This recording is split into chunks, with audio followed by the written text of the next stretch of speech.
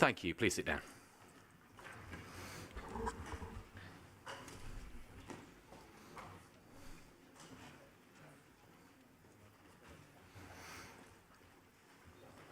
Right, good evening everybody. Welcome to today's meeting of full council. Thank you for bearing with us while we're starting slightly late due to the meetings that we've had before this one. Particular welcome to members of the public in the gallery. It's good to see you here this evening, and to people watching us on YouTube as well.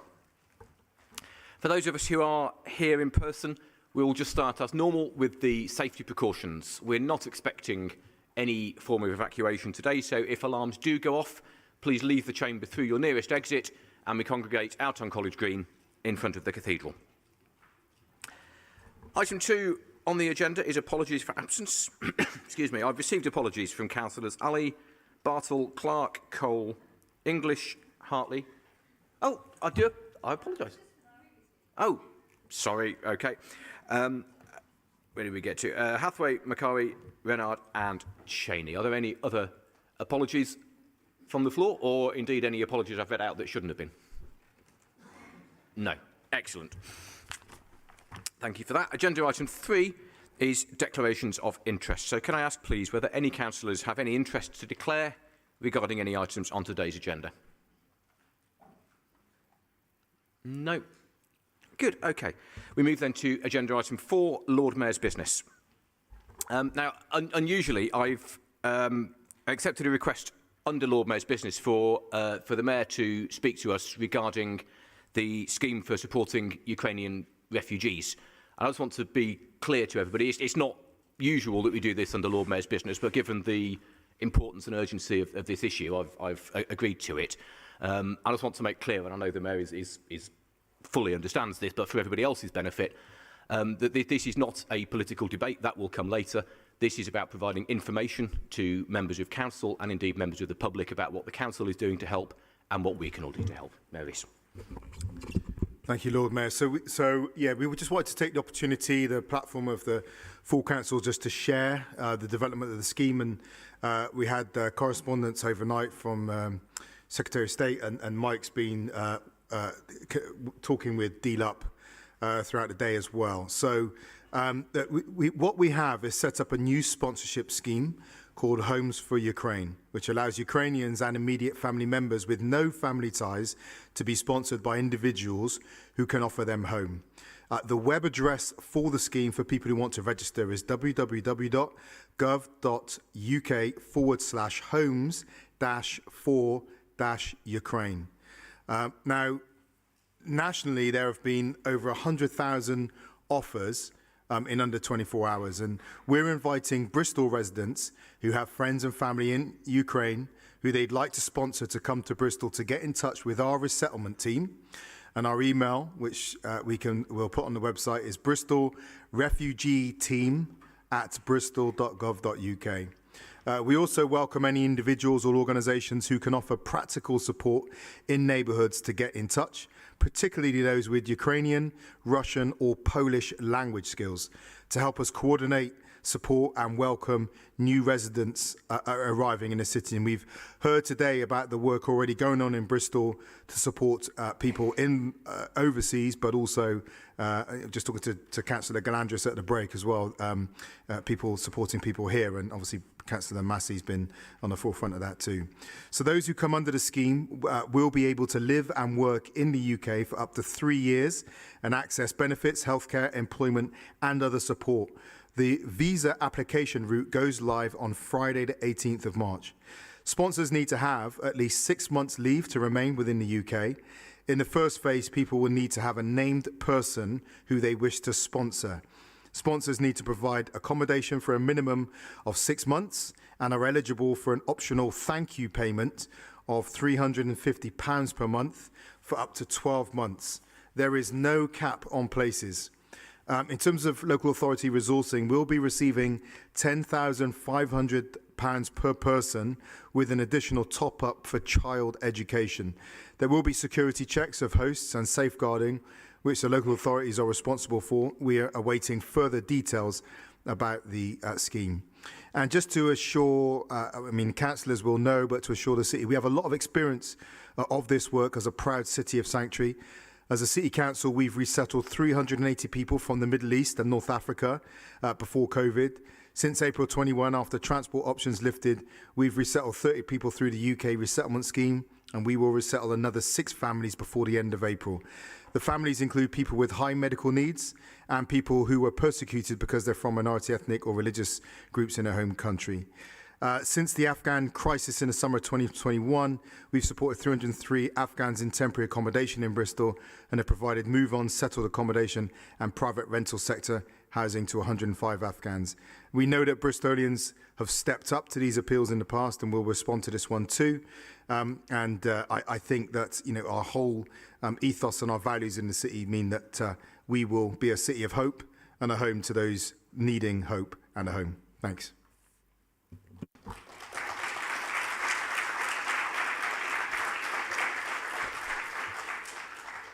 Thank you for that. We now move then to agenda item 5, which is public forum. We have 30 minutes allowed for this item, which will cover petitions, statements and questions from members of the public. Details of all of the petitions, statements and questions received have been published on the website.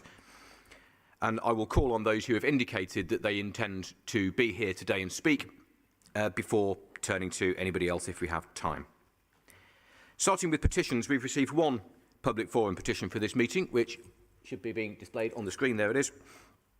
And I'm going to, in a moment, invite Sian Ellis-Thomas to speak to the petition. I should say this petition has now reached the trigger, which is 3,500 signatures. We're currently on 3,637, which would qualify for a full debate in council. But that threshold wasn't reached until after the agenda for this meeting was published. So it isn't being debated by council, but we are receiving it through public forum, and we will welcome this petition back for debate in a future meeting if the organisers wish. So, Sian, Sian, hello, welcome. I know, Sian, normally you would have 1 minute to speak on a petition. You also have a statement in public forum as well, which is another minute. So I'm quite happy. If you would like to do 2 minutes now, rather than a minute and then a minute later, then that's absolutely fine. Hello. My name is Sian Ellis-Thomas and I'm here to present the petition on behalf of residents against the mast. I moved to from London to Bristol in November 2021, just 4 short months ago. I was returning here after 36 years. My decision to settle in Knowle was due in large part to Redcatch Park and the community garden. Towards the end of January this year, I discovered quite by accident from the Reverend Matt Norris sitting here by my side that a 24-metre telecoms mast was being proposed for the park. I'm not averse to telecoms masts and I completely understand the need for better infrastructure, but I was pretty horrified that one was being shoehorned into the middle of a very small public space. What was perhaps more worrying was that hardly anyone in the community seemed to know about this. It seemed wrong on so many counts to me, so I vowed to do everything within my power to prevent it happening. I decided to use all my skills as a website designer and marketing consultant to put a campaign together to inform the local community that this was happening and to rally a concerted objection to it. Since starting the Residents Against the Mast campaign, I've been amazed and inspired by the community passion and spirit to protect this precious green space. But more than that, in preparing a case for the objection to the mast, I've been shocked to discover what appears to be the blatant abuse of statutory power exercised by EE and H3G to cover up their own lack of due diligence by invoking an emergency measure to site this mast in open public space. The campaign started on the 6th of February, just 5 short weeks ago, and the petition was launched on the same day. The purpose of the petition was to draw attention to this issue and to prevent it happening here and elsewhere in Bristol and beyond. As of today, we have received over 3,637 signatures on our petition, and Bristol City Council have received an unprecedented 279 objection letters from residents. These objections are still coming in. We hope that we have done enough to convince you that this issue needs your urgent attention and to help us fight to prevent this mast and others like it being placed in our precious and much needed green spaces. Thank you.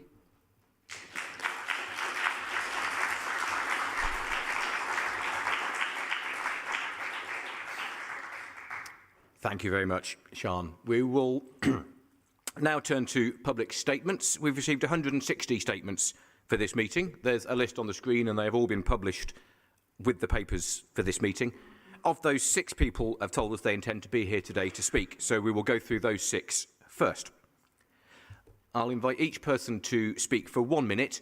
Please bear in mind that all of the statements have been received, they've been published and shared with councillors. So rather than try and read the whole statement in your minute, it's best to use that time to summarise and bring out the key points. If you watch the traffic lights on the front of our bench here, they will go, the amber light will come on when you've got about 10 seconds left, and if it goes red, it means that your minute is over and we'll ask you to wind up. So, we will start with public statement number 3, Fergus Colville. Fergus, are you with us? Hello. Fergus, you've got 1 minute to speak on the iconic view of Totterdown. Bristol is the UK's flagship green city. I last stood here 20 years ago. There were plans for high-rise apartments on the north side of the harbour that would have blocked the cathedral and the city behind. 20 years ago, councillors made the right choice. They agreed to lower the buildings and pave the way for the success story that we have today, which is Bristol Harbourside.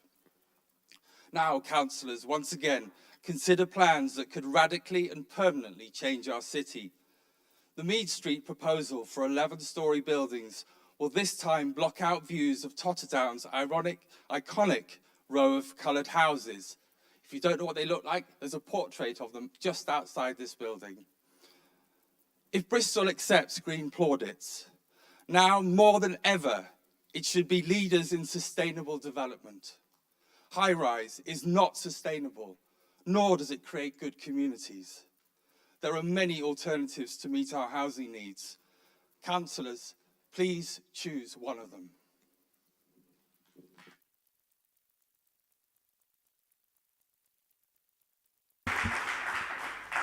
Thank you very much. We'll go next then to public statement number 19, which is Reverend Matthew Norris. I know you're there. So. Thank you very much. You have 1 minute. UK parks were birthed out of the recognition that urbanised industrial life was not wholly conducive to human well-being and productivity. Today, amidst the busyness and strain of modern life, people continue to seek personal and corporate well-being amongst these historical gifts to local community. Redcatch Park continues to serve its primary purpose to me and all those people I experience using the park and thriving in this place in the modern world. The mast is everything the park was conceived against. The mast is a brutal, corporate, lazy, industrial blight on the original ideology behind the birth of parks in the UK. The placing of this mast is a thoughtless corporate decision that stands against the gift willingly given to protect people's well-being and health. The mast spoils, the mast corrupts, the mast infringes on the core purpose of this precious space. We must protect this space from this cancerous, ill-conceived abuse of power. We are the guardians of this legacy of well-being and health for local people. We are called to protect these precious spaces, and this can be and should be our legacy to future users of Redcatch Park.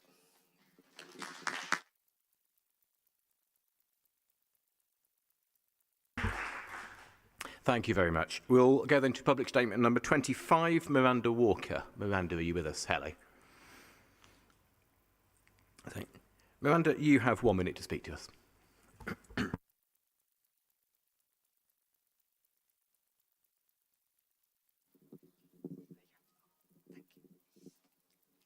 I love Bristol. I love the people, the vibrancy, but most of all, the views. The undulating sense of space from north to south, east to west, gives Bristol its distinctive character. In the north, there is the suspension bridge and the coloured houses of Hotwells. In the south, we have the little houses sitting on the Totterdown escarpment. I'm not against redevelopment of the Mead Street area and realise the need for new affordable homes. What I would like is that buildings on this site are built at a height that still allows for this unique view to be seen from across the city. I believe that this view is part of Bristol's history and should also be part of Bristol's future. Please limit the height of development and protect the view from the impending Mead Street development. Please help protect the unique character of Bristol. Please save the view of the Totterdown escarpment. Thank you.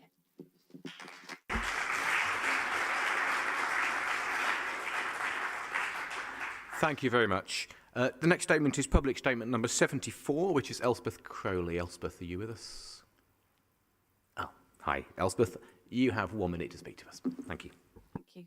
I ask you to consider the community objections to the proposed so-called temporary positioning of a telecoms mast in Redcatch Park. I'm a local resident who tries to jog in the park, couch to 5k.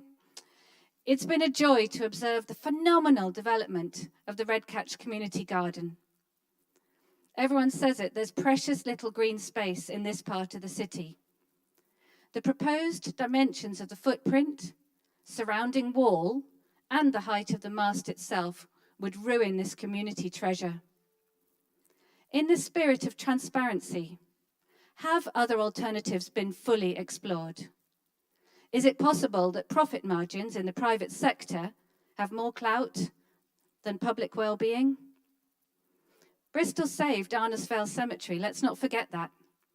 So how about we continue to champion our green spaces and send a message to generations to come about community, ecology, and the people's voice being heard. Thank you.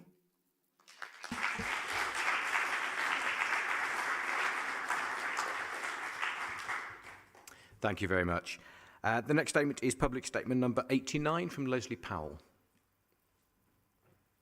Leslie, hello. Thank you. You have 1 minute. I have lived in the Knoll area all of my life.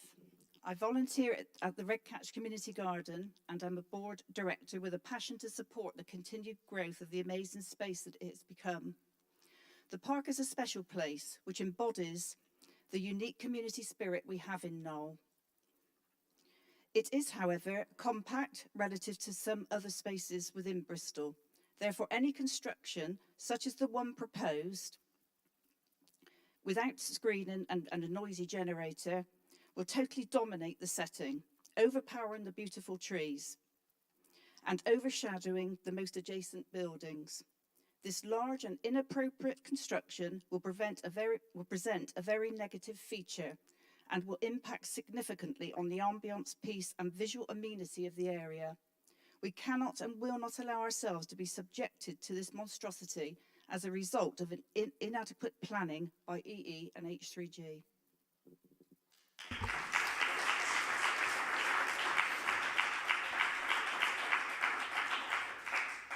Thank you very much. And the final statement, at least people who said they're going to be here, is number 156, Bristol Sex Workers Collective. Thank you. You have 1 minute. The 8th of March, International Women's Day, marked a year since the licensing committee decided to unexpectedly put Bristol's strippers' livelihoods in jeopardy. We don't know whether come September we will keep on being able to work in the venue or city of our choice. No other worker would ever be subjected to this much uncertainty around their employment. Once again, the mental health of a set of workers, which is predominantly female and working class, has been disregarded. It is unacceptable to make this process drag on any longer. It is time that policymakers stop listening and pandering to white middle-class lobbying groups and instead centre the voices and experiences of sex workers when making decisions on their livelihoods. This council cannot claim to protect women and people of marginalised identities when it has repeatedly failed to give us a seat at the table. Taking safe workplaces away from a group of marginalised workers is an act of violence in itself. We are once again asking you to choose harm reduction over criminalisation. As long as poverty exists, sex work will not stop from happening in the city, no matter what the laws and policies say.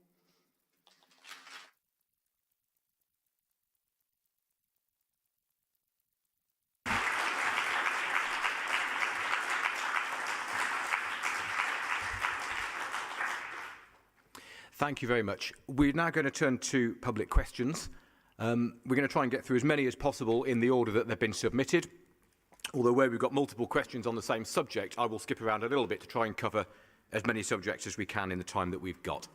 So we'll start with public questions numbers 1 and 2, which are from Rob Breyer. Rob, I know you're very familiar with this, Rob, but if you could just read out the questions and not all of the preamble, that would help us to save some time, and then the Mayor will respond. Thanks, Lord Mayor. So question 1 is, please can the administration put a non-arbitrary and specific target on how many parking spaces they will reallocate to cycling, walking and green space every year?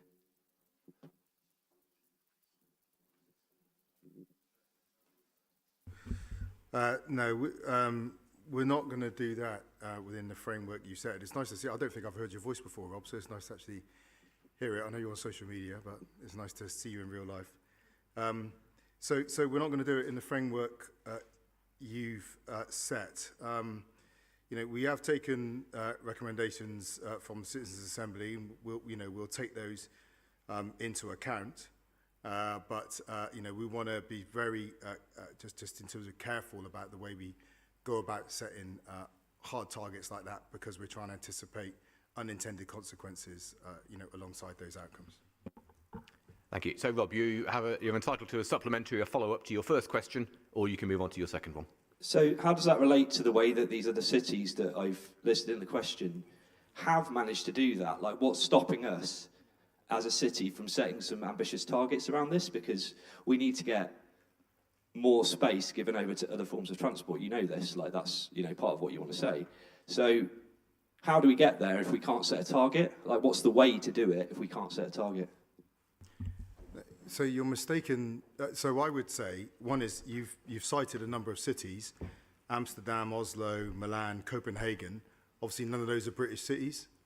And actually, one of the things that we've pointed out repeatedly in our approach to taking action to see modal shift in the city and meet our housing crisis is that different cities have different contexts and different needs. So we'd have to look at the specific features of those cities to understand why they were able to go about that. But we think it would be a challenge to do that within Bristol that potentially has unintended consequences for people, you know, in Bristol and in households, you know, and business also. But it doesn't mean we're not doing anything. We are doing many things, whether we're bringing through livable neighbourhoods, bus prioritisation in the city, pursuing mass transit system, and going back to some of the points made earlier on. We have 465,000 people in the city, 16,000 people on the waiting list. The city's going to grow by 90,000 people by 2050. Even, and it'd be great to get your support on some of these things, the way where we build homes, focusing on ex-industrial sites, brownfield sites in the middle of the city, so that people don't need cars in this growing population as well, will also be part of the way that we make sure that the space that we have in the city is not given over to cars, but given over to people, life and nature. Okay, Rob, you want to ask your second question, please? Yeah, so question 2 is, what assessments have been undertaken by the administration to understand the specific needs and demands of communities with regards to reallocating car parking spaces to cycling, walking and green space? Will the administration provide a clear process, similar to that used in Hackney, a Labour-run council, for residents to apply to install permanent parklets to help in the effort to decarbonise Bristol?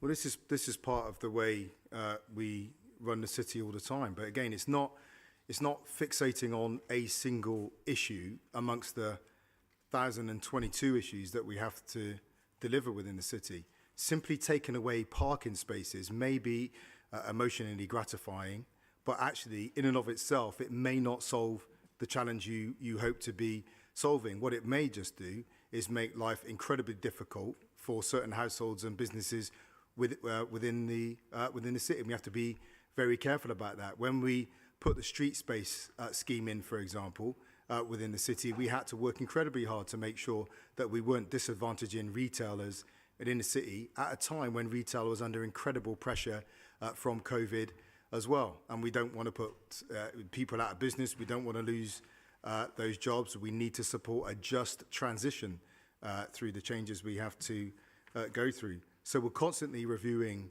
how we manage city space. We're constantly thinking about the interventions we make, but also the consequences of those interventions for different groups of people.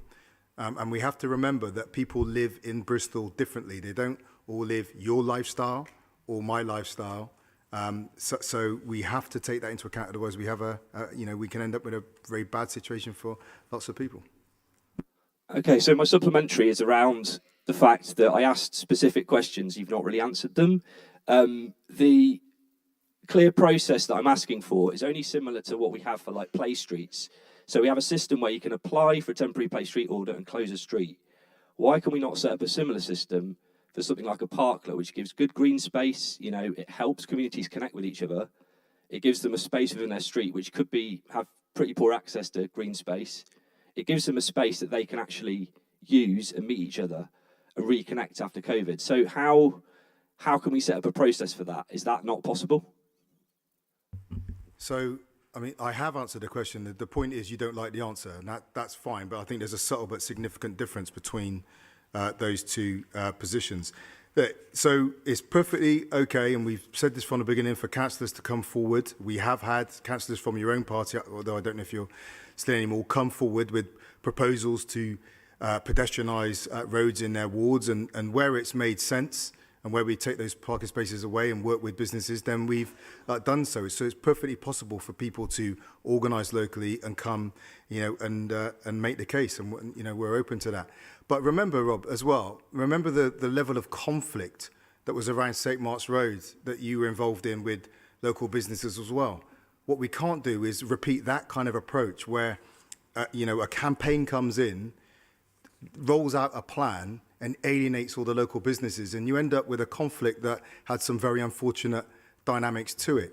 That's why we constantly stress the need to actually work with people, not just to come and say, I know what's best and we're going to impose it upon you. If we end up with that, the repetition of that kind of situation you're in the middle of time and time again across the city, will be a very fractured city, even more fractured than we are now. We must avoid that. Okay, thank you very much. We're going to move then to public questions numbers 5 and 6, which is Howard Peirce. Howard, again, if you could just summarise your initial questions for the Mayor to answer, you can then ask your supplementaries. Mr Mayor, this is regarding Plot 5, the council-owned land in the centre of Bedminster Green. I asked via Freedom of Information for details how this land was to be transferred to the private sector. I've received no information about the current agreement.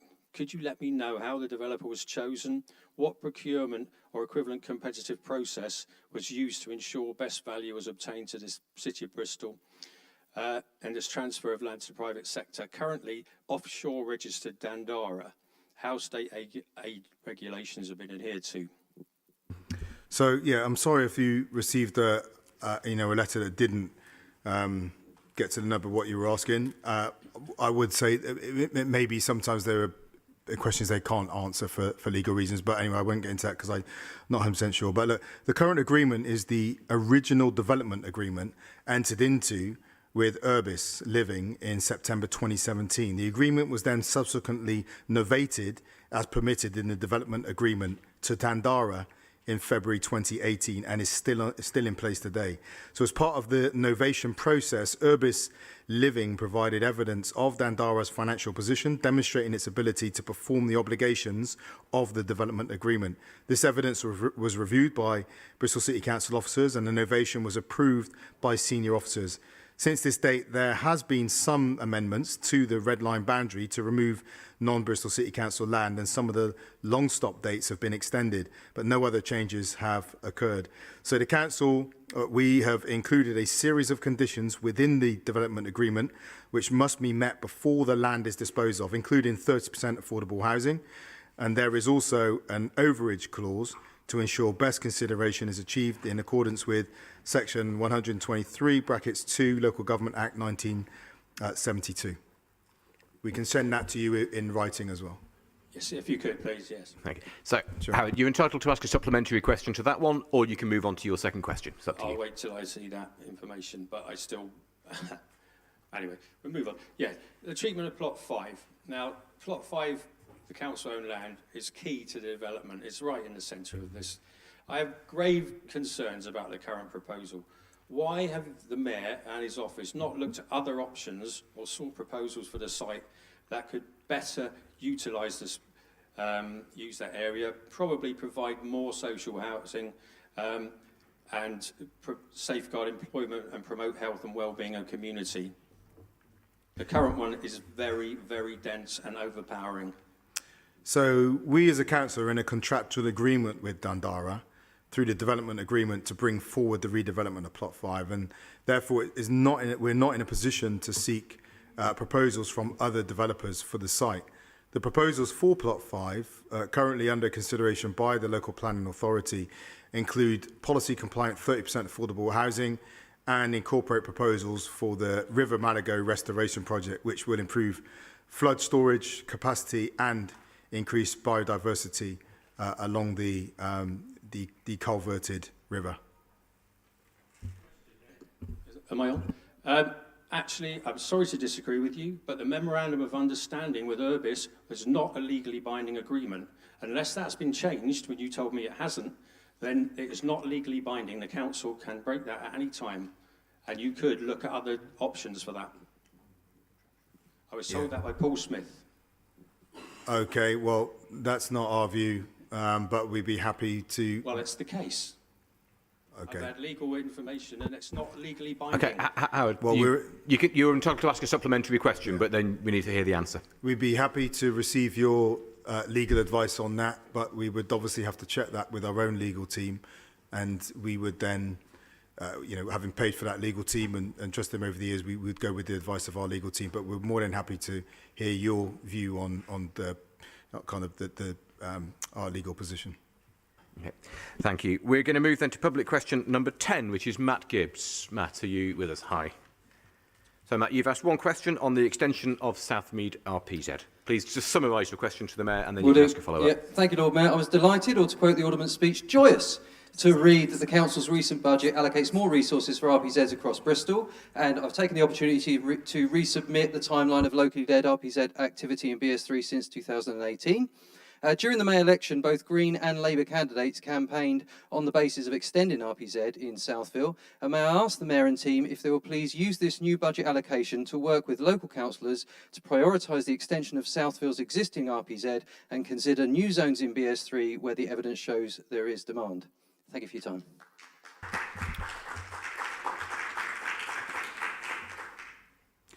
So the budget provided funding for a potential RPZ in our just in February.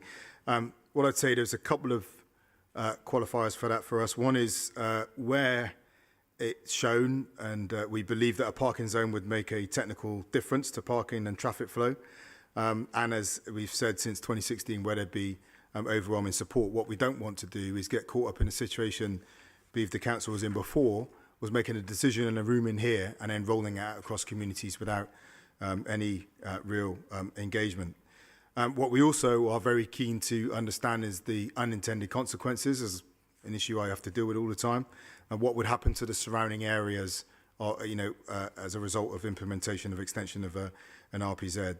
So we have surveyed residents in Southville, and the overwhelming support that was there was for match day parking scheme, which we are considering funding now and try and find a solution on that. And we are with our scrutiny management committee here looking at identifying a second trial site for a livable neighbourhoods once we have learned some clear lessons from the first pilot scheme in East Bristol. But let me offer, can I offer this Councillor, I'm a Cabinet Member for Transport, Don, wanted to comment on this item as well. Yeah, briefly if you would, please. Thank you. Yes, we did. Part of the problem in that area is the unintended consequences of a Southfill scheme, which has shunted some of the parking problems along to the next area. So we do have a certain awareness about residents' parking zones. Having said that, I had a really excellent meeting recently with Councillor Mark Bradshaw, who explained, very clearly the challenges of residents there, particularly with the events that go on as well, I'll be continuing discussions with him and other councillors as well. And I look forward to a positive conclusion. Thank you. Thank you. Matt, you're entitled to ask a supplementary question to that if you'd like to. Brilliant. Thank you very much. In which case, we have just about got time to take one more question. Sian Ellis-Thomas. Sian, you've submitted 2 questions. Because we're so short on time, I'm going to ask you to just choose one, please, and then you'll be able to ask a supplementary to it if you'd like to. Sorry, this is questions 41 and 42, but Sian will pick one of them. Hi, again. We want to know if you're aware that the invocation of the emergency measure to site the temporary mast in Redcatch Park was stated to have occurred in October 2021, when there is clear and irrefutable photographic evidence that the mast was removed from the previous site as early as September 2020, and that the telecoms company would have had a year's notice to quit that site, which means it's almost 3 years notice that they would have had to site a new mast in a permanent location, yet they're saying it's last October. So first off to say, I share your frustration over this, and we don't think the use of emergency powers is appropriate, and our lawyers are pushing back on this. I have to be careful what I say here, because I can't get caught into a situation where I prejudice a decision and then leave us all more vulnerable than we should be. But Jonathan, from my office, is willing to talk to you as well. So if you're here during the next break or even popping outside in a second, he's more than happy to talk to you about the current situation and the work that's going on. Thank you, Sian. Would you like to ask a supplementary question to that? He's answered it. Brilliant. Thank you very much indeed. In that case, I'm afraid that is all the time that we have available for public forum. So apologies to those members of the public who have come with questions and haven't had the opportunity to ask them, but everybody who submitted a question will get a response in writing within 10 working days. We will move on then to agenda item 6 is petitions notified by councillors, and for this meeting we have none.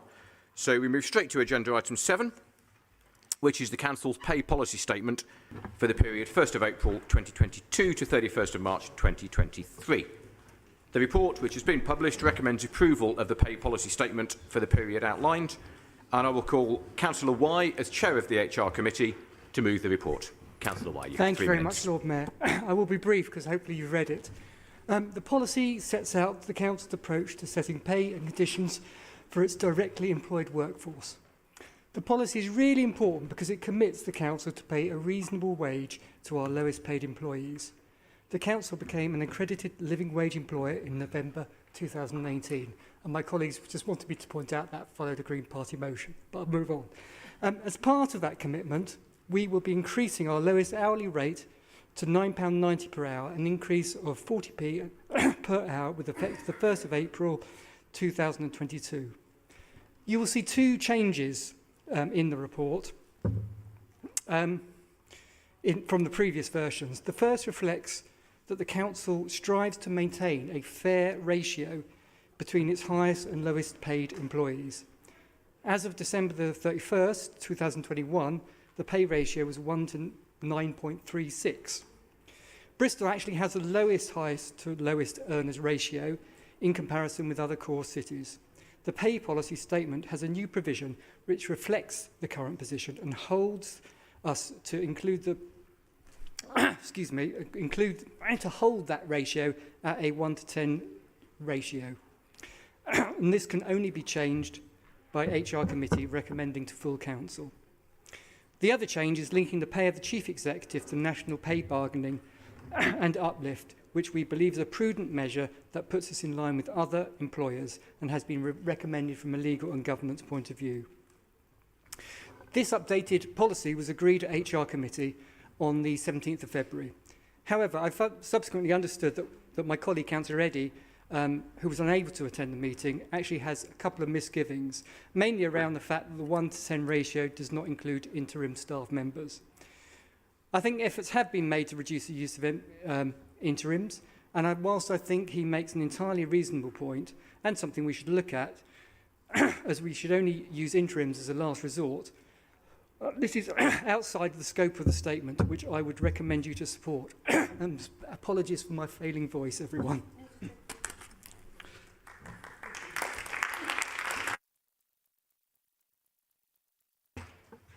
Thank you very much, Councillor Wyan. I know how you feel with the coughing at the moment.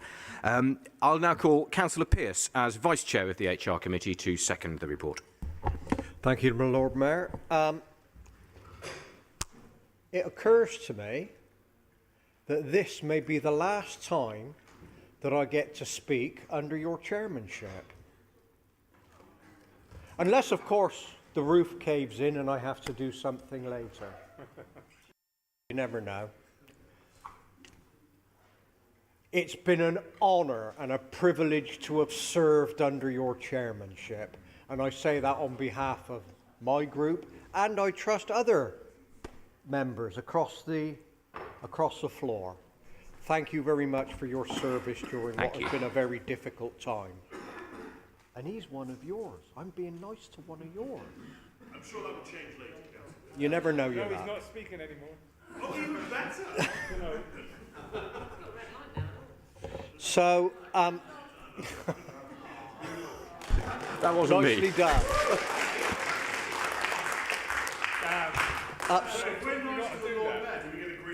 Upstaged again. So, beyond that, I'm going to reserve my remarks. I second this proposal. Thank you very much, Councillor Pearce, on both counts. I'll call then Councillor Eddy to speak on behalf of the Conservative Group. Thank you, Lord Mayor. All hands may remember former Councillor Mark Brain regularly said, as chairman of the Audit Committee presenting his annual report, he never had to compose a new speech. In fact, he could go back to the same one he delivered for 5 years successively. Well, this evening, I do feel a bit like Mark. For newish members, the annual pay policy was rarely controversial in the past and largely passed without division. However, for the last 5 years, the Tory group and the Lib Dems under Gary Hopkins' leadership have voted against this policy. Let me briefly explain why. Firstly, the HR Committee has the responsibility of setting and policing the senior officer pay structure and salary bands. Back in 2017, external consultants Corn Ferry undertook a radical review and recommended new pay bands for the proposed senior officer structure. At that time and subsequently, I have described it as a structure for rewarding fat cats without checks and balances.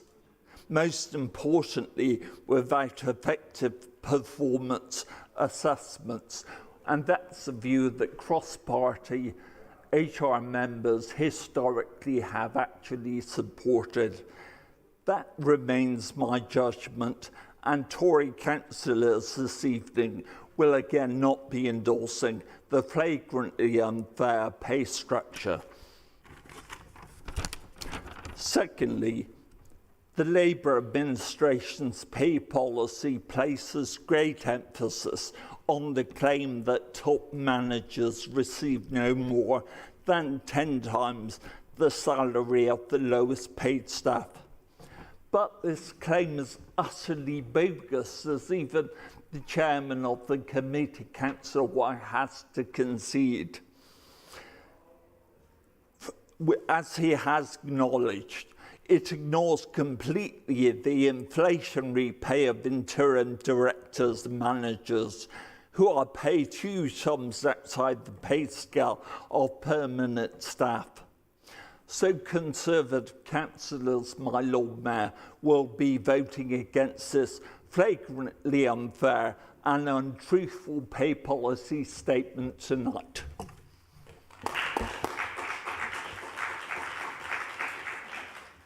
Thank you. I will now call Councillor Classic to speak on behalf of the Liberal Democrat Group. Thank you. So while we are happy to see that the ratio of highest to lowest paying staff is this year decreasing, and recognise the real commitment is being given to improving the pay for those at the lowest end of the council's payroll. However, much like the Tories, we also have historically called into question the accuracy of the pay policy statement, given the use of payment for services, consultants and interim positions. The pay policy before us continues to publish overly positive ratios that have been overstated, and while we recognise this year is slightly different and less the case, the continued publishing of the historically inaccurate pay ratios is not something that our group can support, and we will be abstaining on this pay policy. Thank you, and I now call Councillor Hopkins to speak on behalf of the Knoll Community Party. Thank you, Lord Mayor. We will also be voting against this, and the reasons are very clear. It is policy that seems to say it's being fair to all our staff, but it is not. We had a director of a department who refused to go on to a contract with the council and was actually paid £1,450 a day, hugely more than is ever stated that anybody has ever earned in this pay policy and the report for actually doing a job. And of course not properly accountable to members of this council.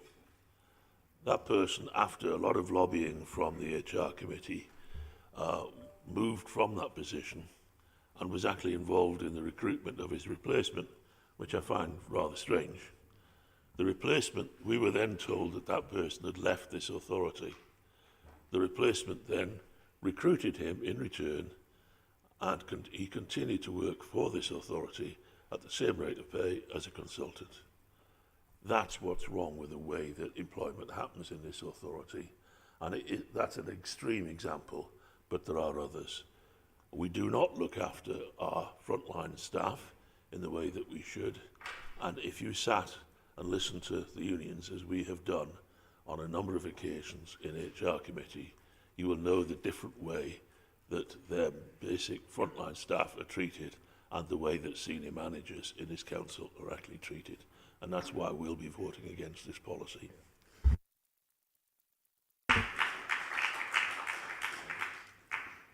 Thank you. Councillor White, as mover of the report, you have the opportunity to respond to the debate if you would like to. Yeah, just think very briefly. I think the points are well made about interims. We do need to look about when we use them, how much we pay them and how long we use them for. But just to remind people, this is a policy about the council's directly employed staff. So very important issue there is. I don't think it's entirely relevant to this item, and I just urge people to support us on it. Thank you. Thank you. So that concludes the debate. The recommendation is shown on the screen and in the agenda, which is that Council supports the pay policy. This is going to be an electronic vote, so please are in the seat with your name on it so that your vote is correctly recorded. And please vote now.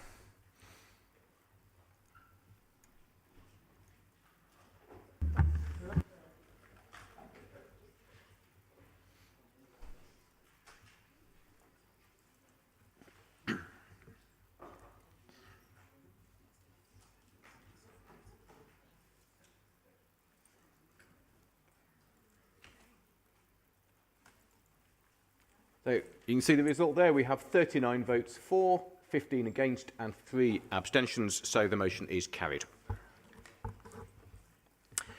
We move on then to agenda item 8, which is political proportionality and allocation of committee seats. I will move this report as Lord Mayor, which confirms political proportionality on the council following the by-election in Southmead last month. And I will call Deputy Lord Mayor Councillor Varney to second the report. Thank you, Lord Mayor. I rise to second report, reserve my remarks. Thank you very much. There will be no debate on this item, so we'll move straight to the vote. The recommendation is that full council review and approve the allocation of seats on committees. All those in favour say aye. Aye. Any against? Thank you. That is carried, and that concludes that agenda item. So we move on to agenda item 9, which is our golden motion this evening for green mass transit for Bristol. The motion will be shown on the screens during the proposing speech, and I'll ask Councillor Edwards of the Green Group to move the motion.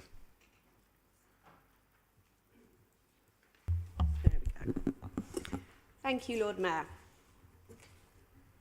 In 2018, the Green Party brought a motion asking Bristol to declare a climate emergency, the first European city to do so, showing that we knew then what we were dealing with.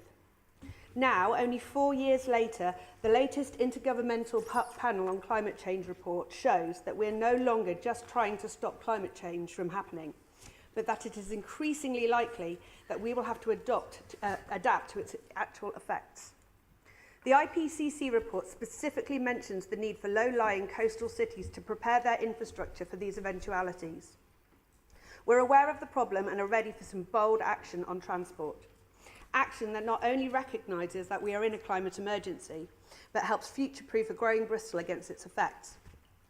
Securing further money for a mass transit system plan in Bristol is welcome, but it's not immediate enough. What councillors hear over and over from residents is that they want us to do things now. They want better buses, safer active travel routes for them and their children, cleaner air, and less traffic and cars clogging up the pavements. They want easier travel options. We have both a public mandate and an environmental ecological imperative to act quickly. 5 million is a significant amount of public money, and getting to zero carbon is going to take radical action. We must compare all available options based on these criteria and then get on with delivering them. It's important we achieve a carbon-neutral transport system, but we must also consider the carbon impact of construction and maintenance. How deliverable is it? Who can it serve, and importantly, how many cars will it take off the road? How will it stand up to a probable future of flooding and other climate effects?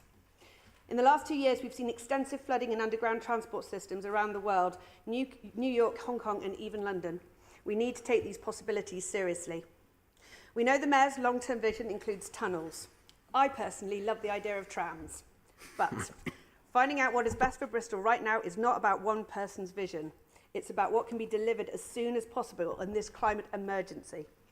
It may turn out that the solution is not a glossy mass transport system and that it can be delivered in a decade's time, but instead about committing to small, consistent changes that are practical and achievable, giving people realistic and attractive alternatives to driving.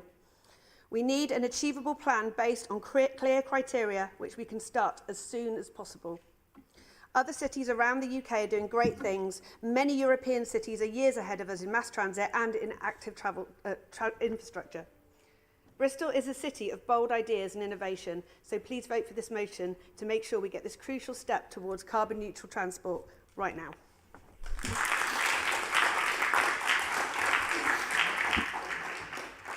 Thank you very much. And I now call Councillor Plowden of the Green Group to second the motion. Thank you, my Lord Mayor. As Emma has said, we need radical climate action, and we need it now. We hear again and again that transport is a major problem in the city. But we also hear cynicism about the underground, that it is kicking the problem into the long grass. For too long, the transport paradigm has been car-centred planning and the discredited notion that we can build our way out of trouble, burning carbon as we go.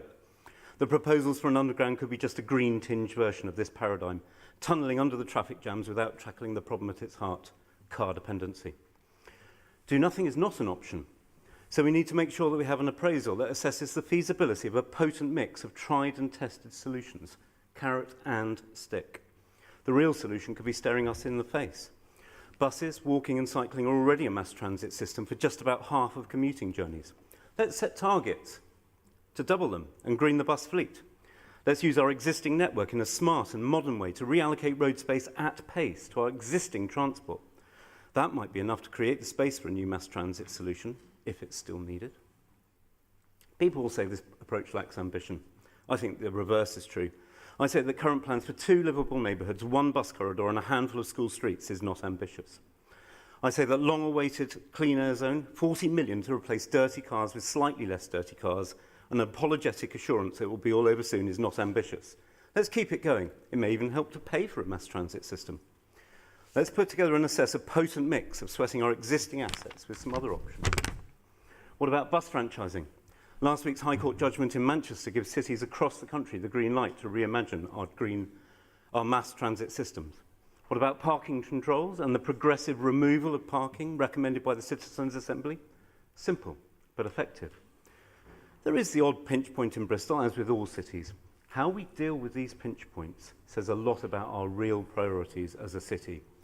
It is up to us if we choose to face up to these difficult decisions rather than racing to spend billions on a pipe dream. Lastly, maybe perhaps the most ambitious proposal of all. Let's rapidly agree to meet for one afternoon and establish a cross-party dialogue as to what options are politically feasible. That would be ambitious and show city leadership, to find out what options have support across several parties rather than just a binary underground-overground choice.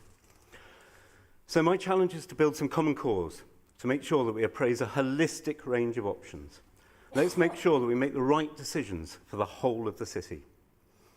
In summary, what we need is ambitious and decisive action now, and at the very least assess the feasibility of what short-term actions might sit alongside future construction projects.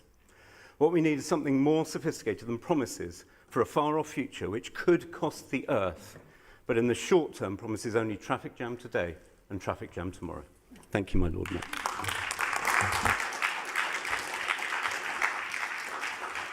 Thank you, Councillor Plowden. Perfectly timed. We'll now move to debate on the motion, and I'll call Councillor Don Alexander of the Labour Group. Councillor Alexander, you have 3 minutes. Thank you, Lord Mayor. I thought I was confused when I read the motion, but now having heard the speeches, a lot of that was just really, really contradictory. We are, of course, doing many things currently. If you look at the website, you will see consultations on the A37 4018 Park Row, which have just finished. You will see school streets, which was referred to. You will see livable neighbourhoods.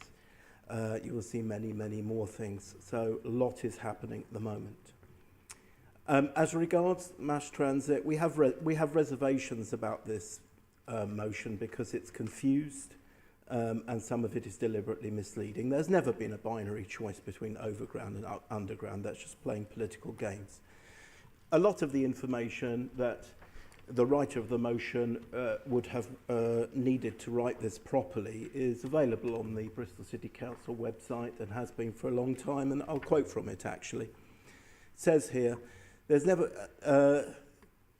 been any intention to replicate the mass transit system of London anywhere else. It will not be an underground like London's, which, like most of us know, less than half of it is actually underground. It's 45%. The main features of a mass transit system, I'm quoting directly from our own website here, which hasn't been read by the writer of this motion. It can move lots of people across a city and the neighbouring regions, can run separately to other traffic, could be made up of several different types of transport, could run both over and underground. Many people's misconceptions about mass transit come from the fact that they don't start with the problem. They're already riding on the solution, or it's something that they did when they were a child. And, you know, the references to trams and stuff like that, it's starting at the wrong end of the problem.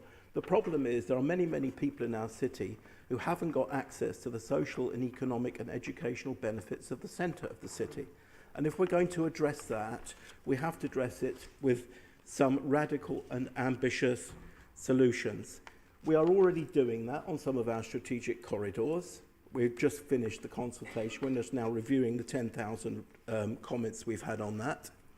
In all of these, we are looking for greater levels of segregation for the different transport modes to ensure both reliability and speed. After that, we're going to have integrated ticketing, real-time information and better facilities, particularly for the interchanges. Those are the characteristics of a mass transit system, and we're working towards them gradually, as well as having an ambitious vision for the future, which may well include underground sections where necessary. So we have some particularly challenging corridors on the map, and the map is on the website again, and it shows which those particularly challenging corridors are. For instance, Gloucester Road and Church Road. We want, on those corridors, to be able to retain the space for active travel. We want to retain Councillor Alexander, can you wind up now, please? Facilities. So we may well need to go underground. Anyway, we will support this because it's given us a chance to explain further what it means for the benefit of those who've written this who obviously didn't understand. They can go back to the website. It's all there. We will have a WECA consultation coming out soon. Councillor Alexander, you're well over time now. Can you wind up? I will conclude there. Thank you very much. And I now call Councillor Gollop of the Conservative Group. Thank you, Lord Mayor. It really is time to question the viability of an underground system. To be viable,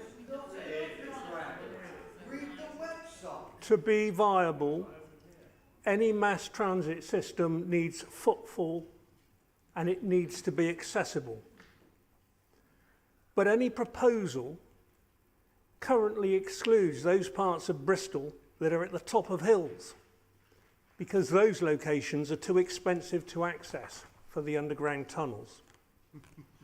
So my ward doesn't get an underground, but nor do many others. Now, I admit we do have a bus service.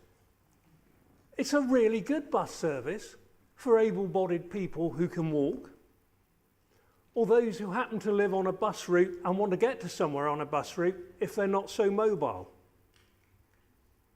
But what about the resident who wants to get across Bristol rather than in or out of Bristol?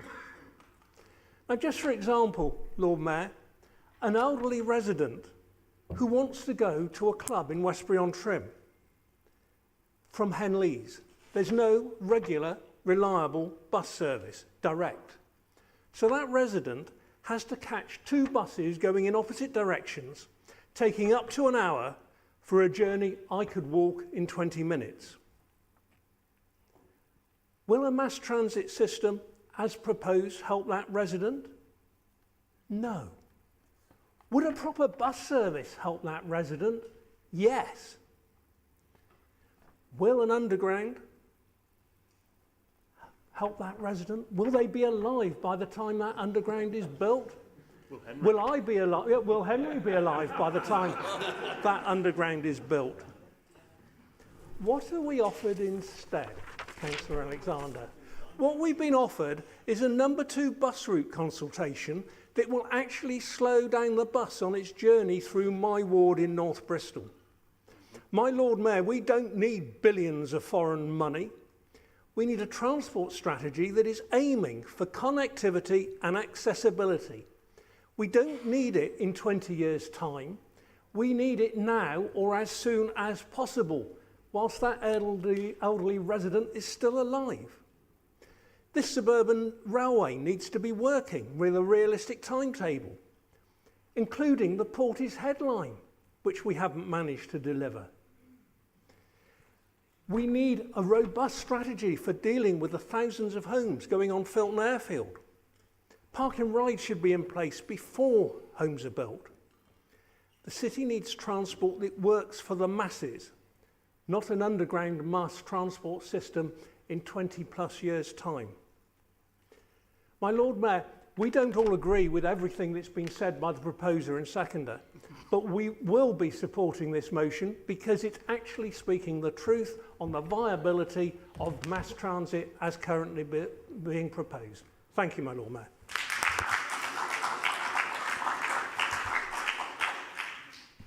Thank you, and I now call Councillor Varney to speak for the Liberal Democrat Group. Thank you, Lord Mayor. I think this might be another unpopular speech. So when I first heard that £5 million had been allocated to investigate the feasibility of constructing an underground system for Bristol, my first thought was, what a colossal waste of money.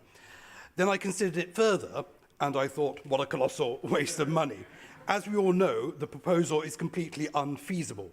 Outside London, there is only one other city in the UK with an extensive underground network, and that's Glasgow, opened in 1896, the 3rd oldest in the world, never extended, and hugely expensive to operate. Newcastle and Liverpool have a few underground sections as part of their transport networks, but they largely utilise pre-existing railway lines and tunnels. My Lord Mayor, This Labour-run administration can't even clear up a submerged underpass in Hengrove in a timely manner. So the idea that it could construct and maintain a citywide network of tunnels from scratch is quite frankly laughable. I must admit I was surprised that WECA agreed to pander to this nonsense, but then that's also Labour controlled. And as we know, Labour is very generous with other people's money. Whether it's £50 million of our money propping up a failing energy company, or £12 million of our money building 2 bridges to nowhere, the waste is endless. Therefore, Councillor Edwards' motion to widen the scope of the study to include other, more sensible and achievable forms of public transport, such as trams, light rail, and of course looking at improving our buses, is to be welcomed. At least we might get something back from our £5 million. So the Liberal Democrats will be supporting it. Thank you.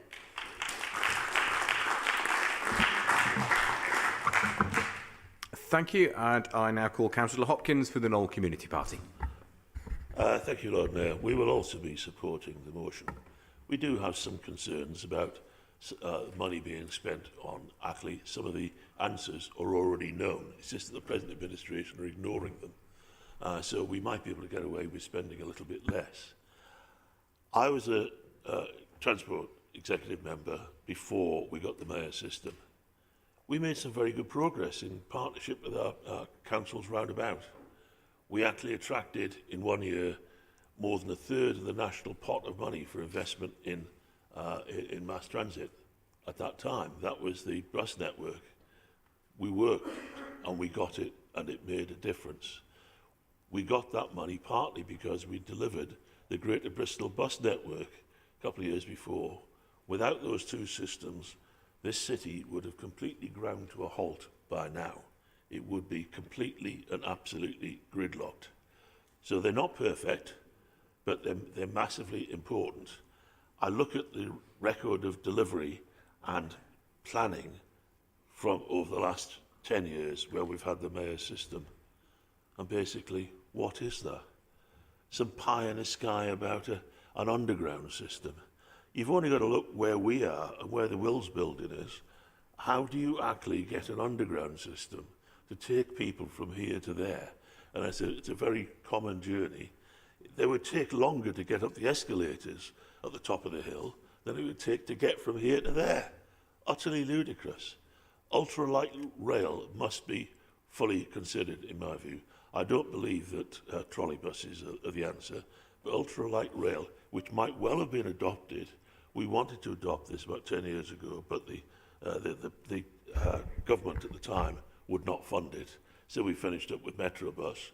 But Metrobus was not exactly what we wanted, but it was practical, and it has made a positive difference. So let's all work together to see if we can cut down on the cost of these investigations, and as a cross-party council, we come up with a practical plan that can actually work. And between us now, we actually have a majority here to get this through. And let's face it, WECA pandered to this scheme.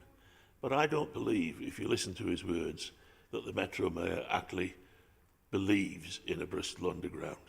He's very sceptical about it, despite being in the same party as our Bristol Mayor. And basically, it is a pandering. And really, I think that if we are very clear in our view, that we will have a way that he can work with us to help deliver what this city needs, which is a practical and workable transport system. Thank you.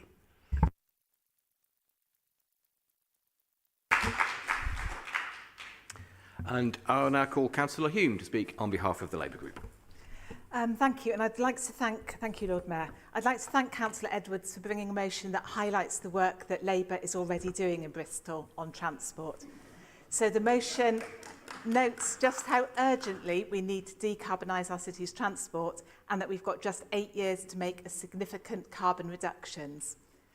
Now, to claim that we have to choose between planning for the long term and acting for the immediate term is a false choice, and we're already doing things now. Now, as I'm sure we'll all know, mass transport is about the journey, not the destination. Sorry about the pun. We need people to use public transport now to build a business case for mass transit. And Councillor Alexander's already mentioned a lot of the things that we're already doing. So this is why we're opening the first railway station in Bristol in almost a century in Portway, which is very exciting. Another coming in Ashley Down, which will be really useful to people in the part of the city that I represent. It's also why we're investing in metro bus infrastructure, why we're closing Bristol Bridge to traffic, and also consulting on closing Park Street to traffic. There's a lot more to come as well. The one thing I'm afraid, Councillor Weston, we won't be able to do is manage an amphibious vehicle to forward the flood in Henbury. I'm sorry about that. So all of these are really valuable precursors to mass transit. So now onto the underground. So the underground sections of our proposals really do get the headlines, but they absolutely are not the be-all and end-all. And if you look at the map of the proposals we published last year, you can see they include expanded metro bus and overground train routes alongside, as part of the mass transit routes, alongside them. Now, one of the pinch points noted in the Wecker paper is Gloucester Road, which becomes Filton Road in its northern sections. And as we know, this road is an iconic high street, vital transport corridor, and it's a key part actually of Councillor Edwards and my wards. Now we've got two sort of main options for Gloucester Road. We could go underground or overground, and obviously both will be considered as part of the process. Now, if we improve the overground system, if we do allow cars still to use the roads, which, you know, for businesses and people who are unable to move in other ways, then we'd need a wider road. We might need to knock down buildings on either side of the road, for example. If you want to make really good walking and cycle routes, they need to be segregated.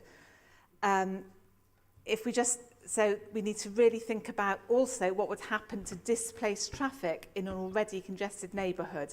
We don't want to push traffic and air pollution elsewhere in the area. And also, we don't want to have a bad effect on independent businesses. So we could go underground. There are about 100 metro systems which have been built over the world this century. You can look on Wikipedia.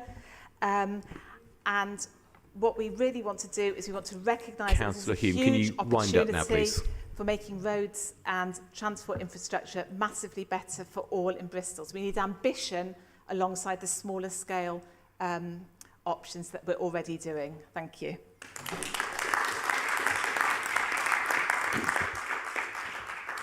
Thank you, and I now call Councillor Wilcox on behalf of the Green Group. Thank you, my Lord Mayor.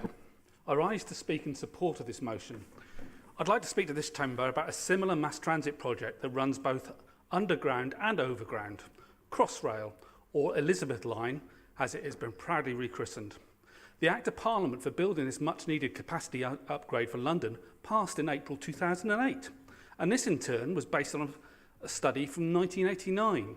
It was set a budget of £14.8 billion in 2010 and was initially due to be completed in December 2018. So far, it's at least 4 years late and at least £4 billion over budget. Obviously, Bristol isn't planning anything on the scale of the 13 kilometres of tunnels that Crossrail needs. Still, you cannot understate the complexity of building underground structures in the river valley with Bristol's complex geology. This project will overrun and it will go over budget. Is there even an Act of Parliament ready to be rubber-stamped by Westminster to deliver these tunnels? Where is the finance for this project coming from? Possibly 50% from Westminster, but where will the rest come from? Does this city want to go massively into debt with Chinese investors? In this very chamber, the cohort of elected councillors in November 2018 unanimously committed Bristol to be carbon neutral by 2030. Crossrail is expected to have a total carbon emissions bill of 1.7 million tonnes of CO2 from its construction.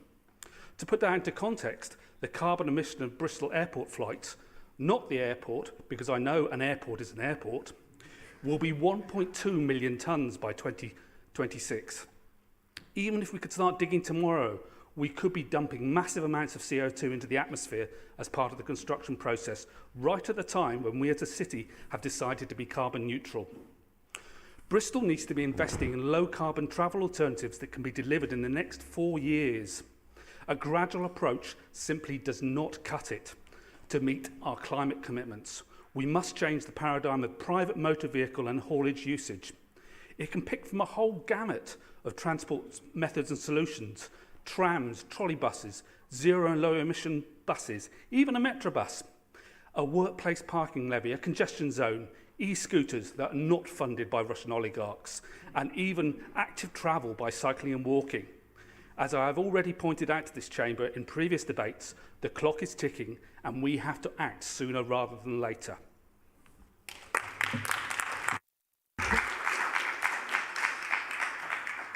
Thank you very much. And I now call Councillor Morris to speak on behalf of the Conservative Group.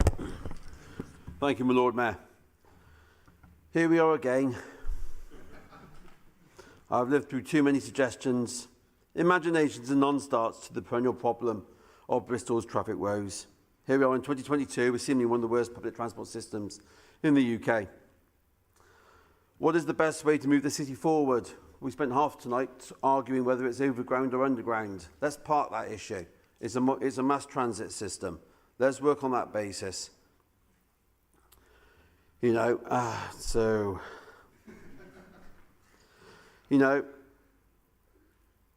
we don't know what it should look like, but I'm almost 50 years old and there's not been a workable solution in my lifetime in Bristol that I can honestly recall. Too often there have been issues between local authorities, MPs have talked options out in Parliament, and ideas have just ground to a halt. In my circle of friends, the temporary flyover is still remembered with great fondness as probably the last transport initiative to actually improve traffic flow in this city. People still mourn its removal.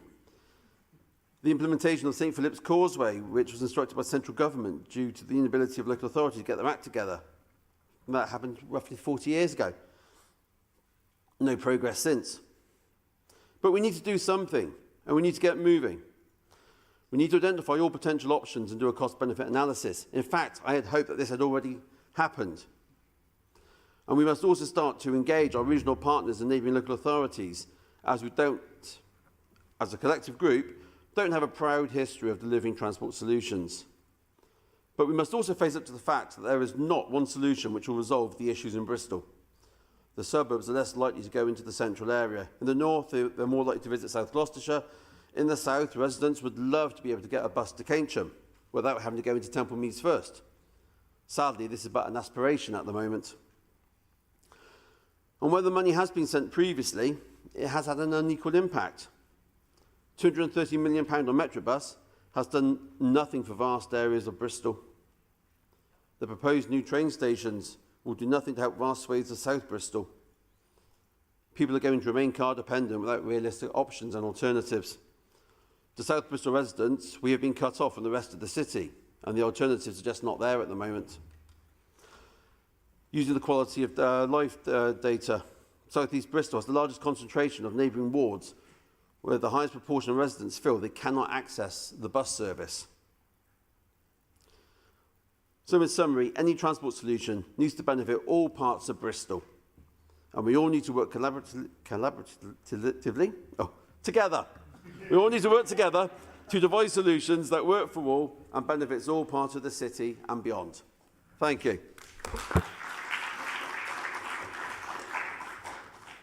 Thank you. And I now call Councillor Brown to speak on behalf of the Liberal Democrat Group. Thanks, my Lord Mayor. I wasn't anticipating being called to speak on this motion until a second round of debate was added earlier on today, but I've prepared a couple of quick thoughts. It would be great to have the comprehensive nature of tube, rail and bus service that they have in the capital here in Bristol. It'd even be great to have an equivalent of the Clockwork Orange that my colleague mentioned that they have in Glasgow. But we are not there. Historically, we haven't built undergrounds in our provincial cities. And to build it now would be hugely expensive, not to mention the carbon cost, as my colleague over there mentioned. Of course, that's not the way it should be, but that is the way it is. The scale of our ambition needs to take account of the relative scale of funding available. An underground, as people understand it, and this idea that we've not had the underground touted to us in this, as if it was an equivalent of London Underground, is fanciful. It's all that's been talked about when talking about the mass transit system was the Mayor's desire for an underground in Bristol. So an underground, as people understand it, is unlikely to be affordable or achievable within the constraints that are upon us and probably not at all without the use of a time machine. What we should be doing, though, is looking at what comparable cities have done with similar financial envelopes and topographical considerations. I also want to talk about trams, because not most people who meet me can detect I'm not a native Bristolian. Yes! My former home city of Edinburgh has a successful tram line that's now been extended, but that tram line had a very, very troubled history. It took the best part of a decade to build it. It was stalled for years on end.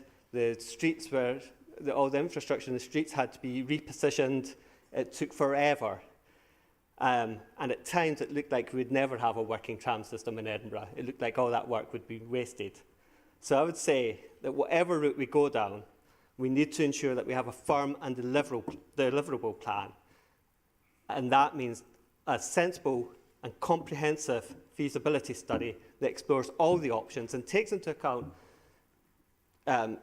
walking and cycling infrastructure as well, but really seriously looks at what is the best deliverable solution for Bristol that will get the biggest number of people moved around the city in the fastest possible time and the quickest possible window.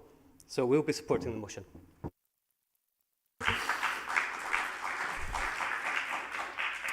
Thank you very much. Now, Councillor Hopkins, I have you listed here for a second speech for the Knoll Community Party. I'll be very brief. I'm not a resident. I'm not a native of Edinburgh, but I did live there for a number of years, and I know the problems. So hang on. Each party gets 2 speeches. If Councillor Hopkins wishes to speak twice, he's entitled to do so, and we'll hear him. Thank you. So, I know the problems that came with the Edinburgh tram system. It was a heavy tram system, and it created lots of problems, bad contracts, etc. But an ultra-light tram system, which is potentially available, could be a huge asset. 2 other things which have come up in speeches. I'm very glad to hear the word franchise coming up again, because without that, we will not get the maximum from our investment. We put in the Greater Bristol bus network, but we didn't get the full value from it because the bus companies were able to choose what services they ran. They weren't up to the structures that had actually been put in. And the last thing is, I hear the Labour promise of an integrated tram ticketing system. I can tell you that more than 10 years ago, we were just on the edge of actually producing that. More than 10 years ago. And then we got a mayor, and it never happened. So basically, don't believe what the snake oil salesman tells you.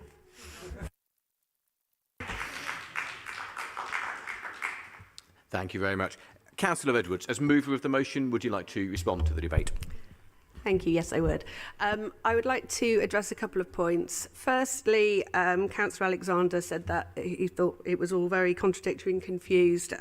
I thought his points were rather contradictory and confused, saying I hadn't read the what's on the website. I don't think they read the motion properly. This is about having a specific criteria that takes into account our climate emergency. And you said that we're not going to have an underground. You then went, we're going to have underground and overground and tunnels. And I'm looking at the Mayor's website right now, and it says 5 million that will include tunnels. I've pleaded to secure commitment from WECA on the need for tunnels and 5 million of investments to set out the plans. So it does include an underground as well as an overground. So I did read it. And I'd also like to just mention my ward, because I think that's a really good point of Councillor Hume. I knocked on a lot of doors in our ward, and nobody likes the traffic on the Gloucester Road, and everybody wants better public transport for the Gloucester Road. And putting an underground underneath the Gloucester Road as a pinch point is not going to take cars off the Gloucester Road. It's just going to put mass transit underground, and the cars will remain. So I would much rather see a radical transport route of the Gloucester Road with a tram or an electric bus or whatever than running underneath it and scooping out the problem. We need to get cars off the road. I think that's pretty much all. But yeah, please be bold, please be radical. And I don't want the unintended consequences of our mass transit to be flooding. So thank you.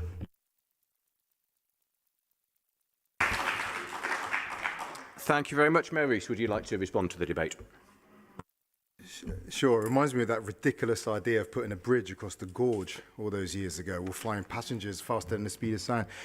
I hope someone's bottled this discussion, because what the basic case is, it can't happen in Bristol. It didn't happen before. It can't, happen now. I mean, where do you begin with this? Look, I'm shocked. The amendment is one thing, and we could probably live with elements of that, although I think it's a challenging amendment because it's got elements of the bleeding obvious stitched with misunderstanding that's either direct or accidental. So it's a real challenge for us. But let's look at this situation. This argument that one person is deciding to have a mass transit system, you don't get to £4 billion of investment by one person deciding in a room it's going to happen. There's a huge process you have to go through with DFT and with your neighbours and with the financial. It just doesn't happen. So it's a absolute misrepresentation, of that approach. I do hope that what you've put forward as proposals, you're saying you want trams. Well, let's test that. The journalists are in the right. Let's talk about what a city looks like. I didn't say that. I said let's look at trams as an option. Can we not interrupt? Thank you. Yeah. You can carry on. So when you start to talk about what you're proposing, let's test that. Let's test what kind of system is needed for a city that is going to be over 550,000 people within 30 years as well. It's absolutely essential. And on the point, you're saying that again, you clearly haven't understood what's going on. It's not £5 million for a feasibility study. The feasibility study was done for £50,000. And if you look at the numbers again, you'll find out what that £5 million has gone to. Should we keep alternatives on the table? Yes. We would prefer to have few alternatives at this stage. We still have lots of alternatives on the table. They are part of the strategic outline business case. And in terms of the lunacy of the idea that you're trying to portray, this was unanimously supported by the Combined Authority. It was unanimously supported by the Combined Authority when we had 3 Conservative leaders in our neighbouring authorities and a Conservative Metro Mayor. And it's been unanimously supported again when we've got a Conservative in South Gloucestershire, a Liberal Democrat in Baines, an Independent in North Somerset with our joint committee. So what we are doing is going through a process. It tests the options. The argument that you're putting forward as well, which is really, really poor, that somehow by planning for the future, you are not delivering an immediate term. It's absolutely to the contrary. The business case for a mass transit system requires you to deliver public transport passengership in the short term to prove that there's going to be a usership. It helps build the financial case. Nothing we are doing in terms of looking to Bristol and the region's future takes away from what we're doing in the short term. And you can look aggressive as you want, that's fine. But that is not the case. That is just not the case. And what you're doing is underserving the city by misrepresenting the argument, taking away ambition, and failing to plan for the future.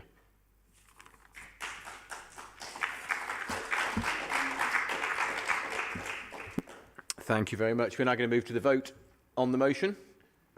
This is going to be an electronic vote. So once again, please make sure you are in your named seats.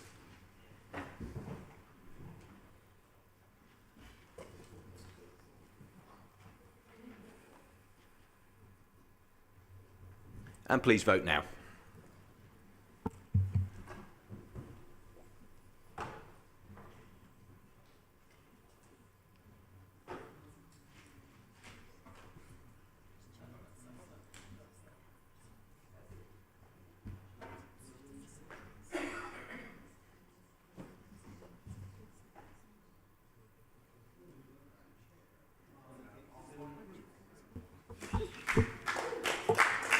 Go.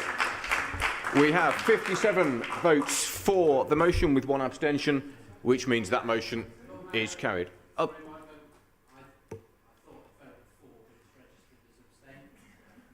Okay, in which case we'll amend the record. We have 58 votes for. Thank you, Councillor Rivington. Okay, at this stage, we're going to take a short adjournment before we come back to consider the Silver motion. We'll return at 8 o'clock, please. Ready to start at 8 o'clock.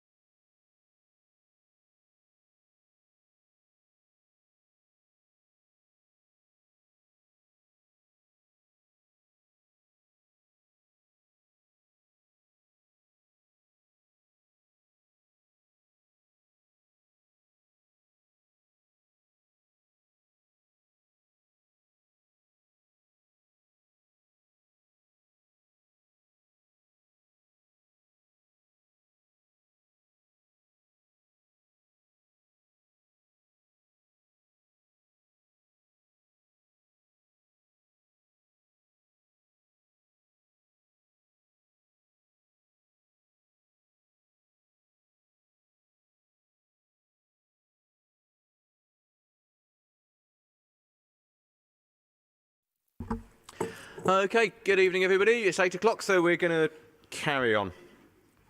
We're moving on now to the silver motion.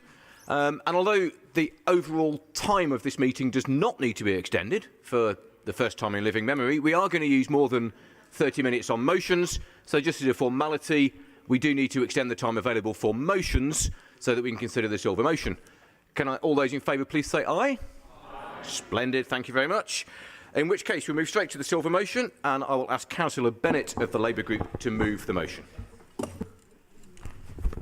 Thank you, my Lord Mayor. I'm sure the whole Chamber will join me in offering our support to Ukraine, to the people who have been forced to flee their homes, those who have chosen to stay and fight, and also to the Russians who have bravely spoken out. Putin was threatened by the prospect of the Ukrainian people choosing to ally Ukraine with Europe rather than depend on Russia. He deemed the bloodshed and misery of an unprovoked invasion a price worth paying to end Ukraine's ambition as a democratic state. The war in Ukraine has already caused indescribable suffering and a humanitarian crisis, with cities levelled and shelling of civilian areas, including even a maternity hospital. We must support the strongest possible sanctions against Russia and the freezing of dirty Russian money that has been allowed to flow into the UK for much too long. Equally, we have a moral duty to support anyone fleeing such horrific scenes, and Bristolians have sought to do what they can to help Ukrainians. It's been heartening to see so many people offering their homes to refugees in just the last few days. I must also commend the work of Councillor Massey, who helped coordinate with the Romanian Consul a donation drive. But whilst individuals are stepping up, the government seem committed to shirking all responsibility in helping people seeking refuge. I'm ashamed by the Home Office's response to the crisis, which was characterised by incompetence and cruelty, sending people to visa centres that didn't exist and denying entry to people who have tried to jump through all the hoops. Even the Offer a Room scheme that Marvin Rees mentioned earlier relies on people finding Ukrainian to sponsor a DIY asylum system. We must play our part in welcoming anyone displaced by conflict, from Ukraine or elsewhere. We've proudly done this in the past, but less so recently as the government has sought to pull up the drawbridge, as we saw played out in its responses to conflicts in Afghanistan and Syria. Shockingly, the government is now attempting to make it even more difficult to claim asylum in the UK, so it is essential that we state our opposition to their Nationality and Borders Bill. Amnesty International and others have said that this bill would undermine the 1951 Refugee Convention and our other international obligations. It would block anyone who came to the UK through an irregular route from applying for asylum, allow the indefinite suspension of asylum claims whilst permitting the offshore detention of refugees. It does all this whilst failing to provide any new, safe and legal routes for people to claim asylum in the UK, which are sorely lacking, and driving people to try and reach Britain dangerously as they feel they have no other choice. I'm so proud of the work we've done as a city of sanctuary to welcome refugees, including recent arrivals from Afghanistan and Hong Kong, but we know we could do more with the right support. Passing this motion commits Bristol City Council to doing all we can to support everyone who's been displaced by conflict, including Ukrainians. I hope every councillor will give it their backing. Thank you.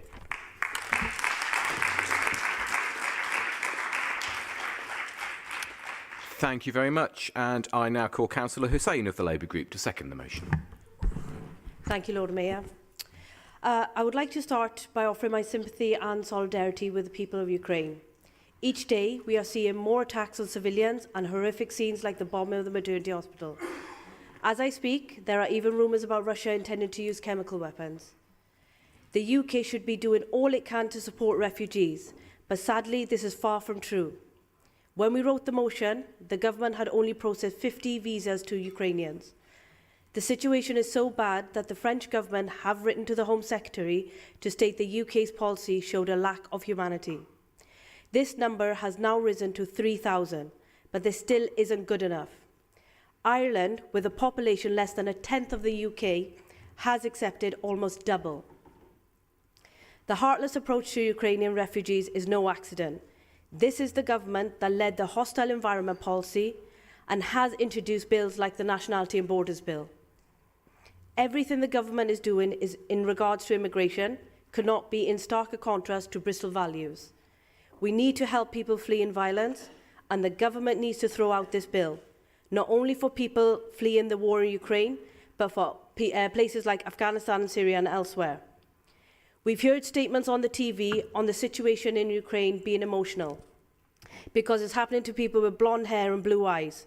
A refugee is worthy of our support, no matter the colour of the skin or the country they are fleeing. This is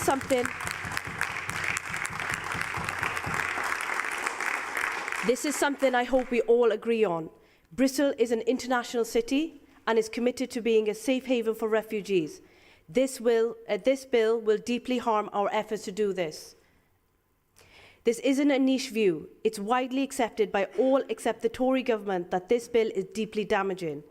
Even the United Nations High Commissioner for Refugees believes the UK's Nationality and Borders Bill would penalise most refugees seeking asylum in the country, creating an asylum model that undermines the 1951 Refugee Convention.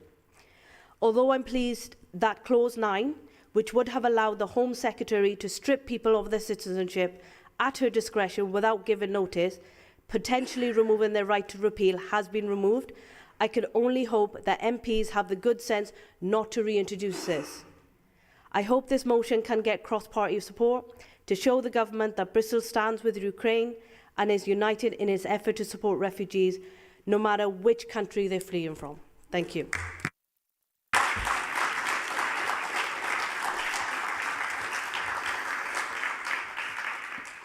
Thank you very much. Now, as members will be aware, we've received an amendment to this motion from the Green Group. That amendment has been published this afternoon as a supplement to the papers for this meeting. So we're now going to move to deal with that amendment, and I'll ask Councillor Denyer of the Green Group to move the amendment. Thank you, Councillors Bennett and Hussain, for this motion. I rise to propose a friendly amendment that strengthens it. The EU has waived visas for Ukrainian refugees, granting asylum for up to 3 years. But even though the majority of Brits want our government to do the same, it has instead created a bureaucratic process that falls short and means refugees won't be able to live independently. The need to waive visas has never been more pressing, and that welcome must be extended to all refugees fleeing conflict, not only those from Europe. And yet, as we speak, the UK government is pushing through the cruel and authoritarian Nationality and Borders Bill, pulling up the drawbridge against those in need of our help. It does so little to address the real asylum issues. It may even break international law. It will criminalise many seeking sanctuary, and as Councillor Hussain just mentioned, pending the outcome of that amendment, it may allow government to take away the UK citizenship of anyone with dual nationality, with no warning and no accountability, turning 6 million Brits into second-class citizens. The Green Party knows that's not right, which is why Greens in Westminster have been doing all they can to stop it. We are clear, migration is not a crime. So this amendment calls on the UK government to waive visa requirements for those fleeing conflict in the Ukraine and elsewhere, calls for all refugees to be treated equally. The right to seek asylum is a universal right, and it is deeply unfair of the UK government and the EU to treat asylum seekers from Ukraine differently to those from countries such as Syria, Afghanistan and Iraq. It says that the UK needs an asylum system ready to receive climate refugees as well as those fleeing war and oppression, which is not currently the case. The amendment adds a bit more specificity about what we want to change about the current asylum system, including safe and legal routes to claim asylum and lifting the bans on asylum seekers working and receiving benefits. It identifies more steps our local authority can take, reviewing the Council's own policies and practices in housing, social care and education. To me, that's really important that it has those deliverable outcomes. And it encourages other Bristol institutions and businesses to pledge active measures they can take to support any asylum seekers and refugees who live in our city. I want to thank Councillor Mohammed Makawi for many of these ideas, which he proposed as part of his own motion on the Nationality and Borders Bill to this meeting. His motion was too far down the agenda to reach debate today, but made many good points that I did not want to be lost. So I've included them in this amendment so that we can all, I hope, reach a cross-party agreement that both clearly states the Council's position and commits us to strong action to support refugees from wherever in the world they come. Thank you.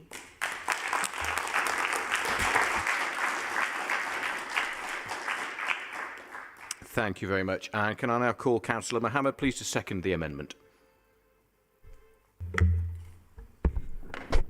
Thank you, Lord Mayor. We aren't proposing this amendment as party political manoeuvre, and we acknowledge the positive intent of the original motion. We just think that by including all refugees, the Council will avoid the accusation that we are only interested in some of them. We also think this is a good opportunity to look at the Council's policies and refugee support. We all have watched the terrible scenes in Ukraine on TV and social media. Kyiv is just 1,423 miles away from Bristol as the crow flies. We also oppose many aspects of the nationality and border bills for its impact on all refugees, not just those for Ukraine. As we debate this, the government are now seeking energy supplies that don't come from the dictatorship engaged in the calculated destruction of the Ukraine by turning to a dictatorship engaged in the calculated destruction of Yemen. For me, of course, it brings back that memories and painful when I hear news coming from Ukraine. My country was wrecked by war and I came to the UK as a result of that. My Green colleague, Councillor McCawie, came here the same way, and there are other councillors in this chamber who took the same route. We are keen that the motion reflect our experience as well as those of refugees from Afghanistan, Sub-Saharan Africa, in fact, anywhere in the world. Finally, I hope all parties we will be able to support this supportive amendment, which adds to this motion some simple steps we can take here in Bristol and nationally to do more to support refugees and asylum seekers wherever they came from. Thank you.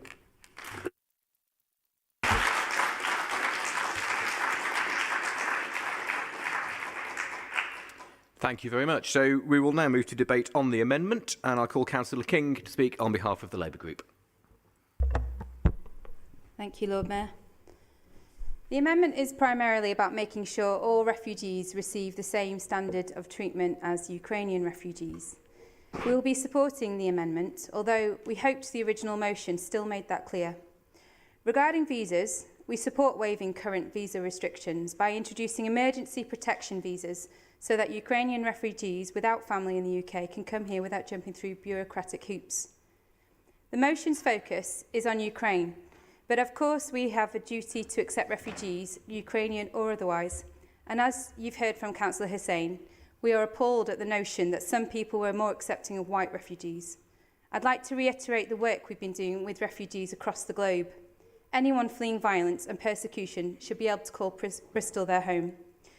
We have resettled 150 families from Hong Kong on the British National Overseas Visa Schemes, and just last week I attended a welcome event hosted by the Mayor to welcome them, to make them feel safe and to introduce them to the variety of health, well-being, cultural, faith and employment support services on offer to help them integrate into Bristol. Earlier, the Mayor detailed the numbers of Middle East and North African refugees we have welcomed to the city. As we lead up to welcoming refugees from Ukraine, the Mayor and the administration have shown city, national and international leadership in the call to offer sanctuary for all, to ensure that there is equal treatment of refugees regardless of race, that there is no discrimination and ensure all people are treated with dignity and respect.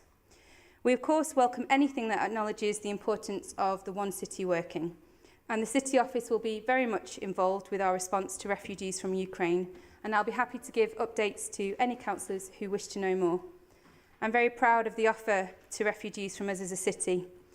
We provide trauma and psychological support, English language courses, befrienders for each resettled family and library introductions. And as well as this, we've provided free bus passes with First. Wilco provided household goods and school equipment, free Bristol City football tickets, circus workshops, tobacco factory theatre tickets, school uniforms, 50 handmade quilts, holiday clubs, camping trips, museum tours and Christmas presents. There is so much more, but suffice to say, the Council and our city partners have been going above and beyond to support refugees and help them feel at home. So we will support the amendment As a city of sanctuary, we have a duty to help anyone fleeing violence and persecution, and the welcoming offer of support from Bristol will be the same to refugees, no matter which country they are coming from. Thank you.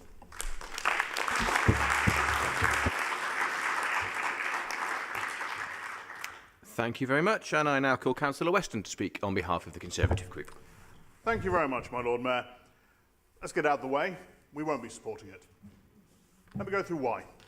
For us, there are two distinct issues which you've blended into one. You have the Nationality and Borders Bill, and you've got the Ukrainian refugee crisis. I'm afraid to tell you, I support the Nationality and Borders Bill. I'm sorry, I don't believe you can have a situation where you have criminal gangs profiting off misery and let that go unchallenged. And I see that as a way to tackle it. Now, this is one of those ideological differences we have, but by conflating the two, it means we can't support the motion or the amendment, which is upsetting because actually we agree with a lot of your comments on the government's handling of the refugees. And actually, our letter probably goes slightly stronger in telling the government to pull its finger out on that issue.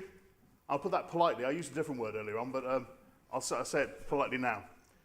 The government's response when it comes to Ukraine and the barbarity inflicted upon it by Russia is a mix of, in some parts, very good. We were the ones that armed them before the invasion. Everyone else is playing a bit of catch-up. And parts of it, deeply disappointing. The overly bureaucratic nonsense that's going with the visa application routes is shocking. And the bit that annoys me, possibly more than anything, is that we saw in Kabul what happened. We had a mistake and a cock-up back then. Did no one look at it and go, oh, well, let's just change things. Maybe we can learn a lesson on that one. It's like, oh, well, no, that's it. We're done now. We can put it away for a few years. And then this happened.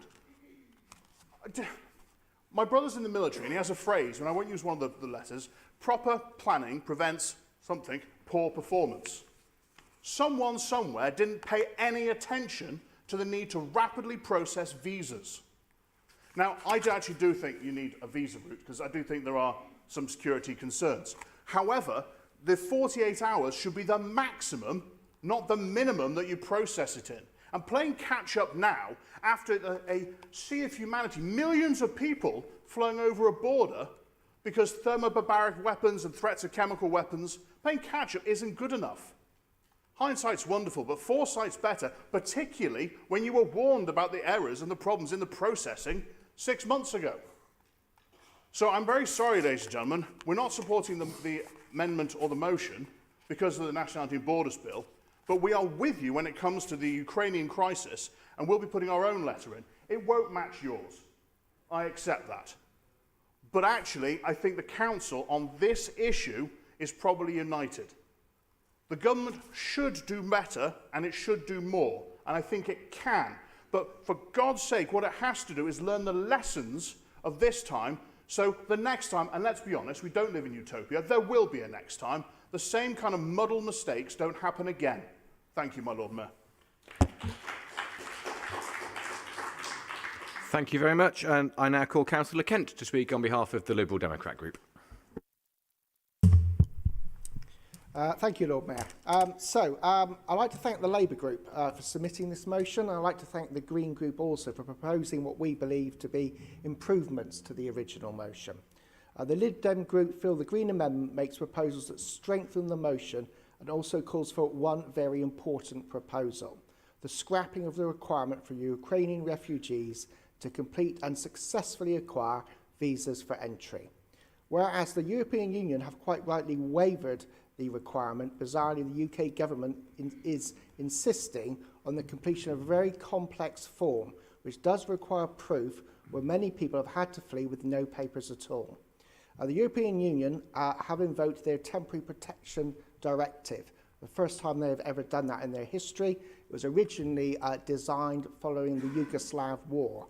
So you can sort of see that why that has been invoked now. And that has been invoked during times of when you're facing mass refugees due to a crisis very close to your borders. I welcome the government's Home for the Ukrainian scheme. I think that's a good idea, a good initiative. And I think that will really help meet the need of accommodation, which we're aware is always going to be in limited supply in this country, at least for the short term. But it is undermined by then the requirement for a complex visa system. Clearly, a far easier, shorter entry system is needed at this point. I think most people in this chamber agree. And I've got to say, I don't really buy the security argument. The idea that Putin's SVR will be defeated by a Home Office visa. I mean, I know their military have proved to be a lot more incompetent than we think, but I think maybe the SVR can just get around a Home Office visa if, well, they certainly have done in the past. So anyway, I think we need to put that argument aside. But let's look at the facts. We've now got 3 million refugees already in European countries, and we know there are millions more on the way. We've issued just over 3,000 visas. So 4.5, I've been told, it's now up to. It's 3,000 at the weekend. But, I mean, it's just nowhere near enough. And we know, as has been pointed out, we know there's no way the Home Office will be able to keep up with that demand. They need to strip out most of these requirements. Obviously, there will be some paperwork, we accept that. But let's also look at another issue, which, again, is not in our control, but the visa office is in Warsaw. I checked the website, Councillor. The visa office is in Warsaw. That's 500 miles away from the Ukrainian border. So to go and do your application, because most are not going to be able to do them online, they're going to need help. They've got to get to Warsaw, and there are other visa offices around, but they're all in capital cities. That idea is crazy. We need to have people on the ground there on the borders that assist and help people with a far, far shorter system.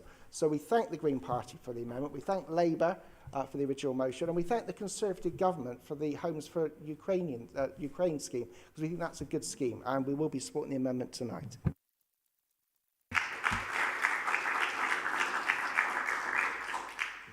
Thank you, and I now call Councillor Hopkins to speak for the Knoll Community Party. We have a different view than has been expressed before. We absolutely abhor the government's bill. We think it's appalling, discriminatory, and it needs to be stopped. Having said that, we can't support the amendment, and we have concerns about the original motion as well because of bad drafting. Because when you're dealing with situations like this, you've got to get it right. And the thing that really concerns us with regard to the amendment is in item 11, or it was originally 10, that this not only includes people fleeing from war and oppression, but in the future includes those fleeing the effects of climate change. Well, quite frankly, that's half the world population. And without putting any definition on that, or any way of actually testing it, that's a very, very serious thing for us to say should actually happen. Now, we need to deal with climate change. We need to alleviate what's actually happening. But to say that it ranks alongside fleeing of war and oppression is, quite frankly, you know, it's not logical. It's insupportable and just couldn't work. So that's why we can't support the amendment. We have concerns about the original motion as well, and as we might not be debating that, I'd like to actually refer to that. We absolutely abhor the government's policy, as we say, and there needs to be massive changes in the way that they actually do things. Combination of paranoid attitude from some people in government and awful administration is a very, very dangerous mixture, which is what we've actually got at the moment. But we have also in the original motion, fine, get rid of the bill, and then legislate to allow more refugees to be granted asylum in the UK.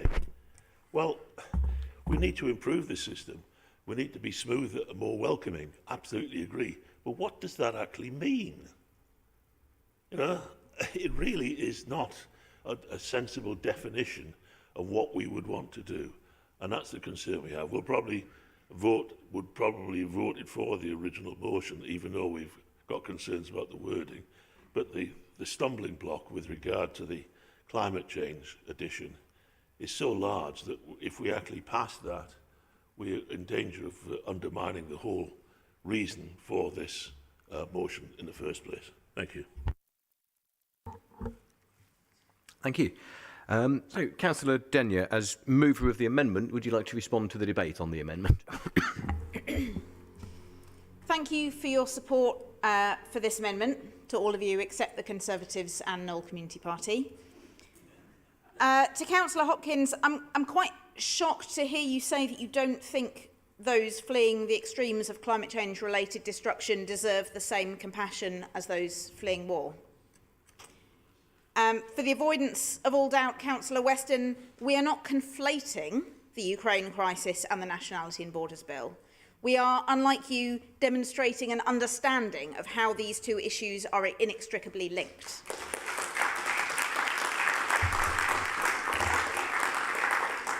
That the Ukraine crisis and how the UK government is mishandling our part in it is a perfect example of the UK's existing hostile environment for asylum seekers and migrants of all kinds. And it brings into sharp focus how much worse it will be if the Nationality and Borders Bill is allowed to pass. It's hard to think of a bill more lacking in compassion and fairness and which does so little to address asylum issues. It is mean-spirited, inhumane and a possibly illegal response which will criminalise many seeking sanctuary and play into the hands of people traffickers. Criminalising people purely because of the way they arrived in Britain is wrong on so many levels.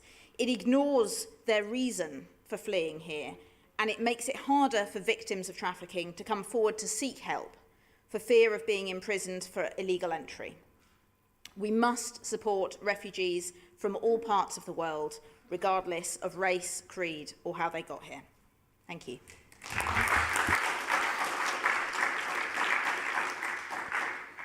Thank you. And Councillor Bennett, as mover of the substantive motion, would you like to respond to the debate? Thank you, Lord Mayor. So I'm really grateful that this amendment's been brought forward because I think some of the points contained within it are really important points that need to be made. Some asylum seekers without the right to work and they've been waiting for over 6 months for a decision, or they have no recourse for public funds, are amongst the most desperate people in this country. So it's right that this amendment draws attention to that.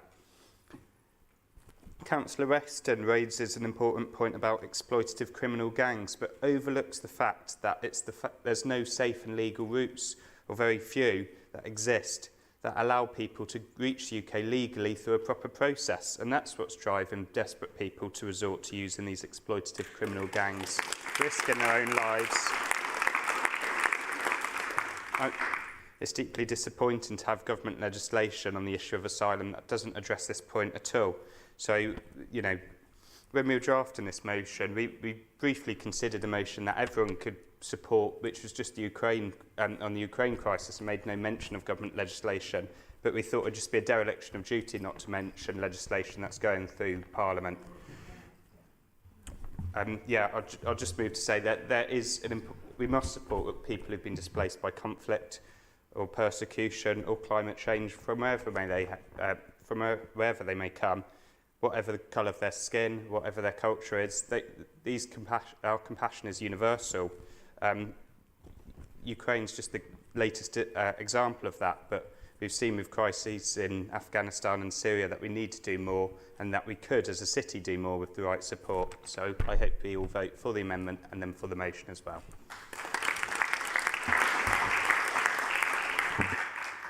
Thank you. So we will now move to the vote on the amendment. This again is going to be an electronic vote.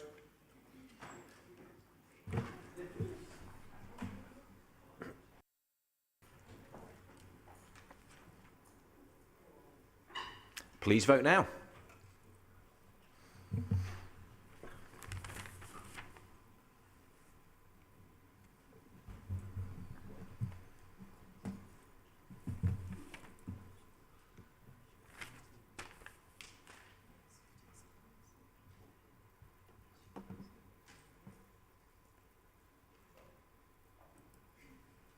Okay, so we have 42 votes in favour of the amendment, 12 against and 2 abstentions, and so that amendment is carried.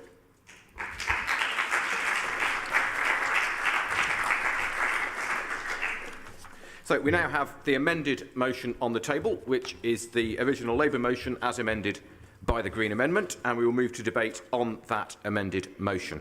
And I call Councillor Fodor of the Green Group to speak, please. Thank you, Lord Mayor, and thank you to proposers and seconders of the motion and my colleagues for the amendment. And I rise to recommend that we all support this motion now. I strongly wanted to see it passed, and I'm delighted that it has been amended and strengthened. I believe we must not discriminate between refugees, whatever country, colour, orientation or faith, and whether or not our government is military supplier or ally to one side or the other.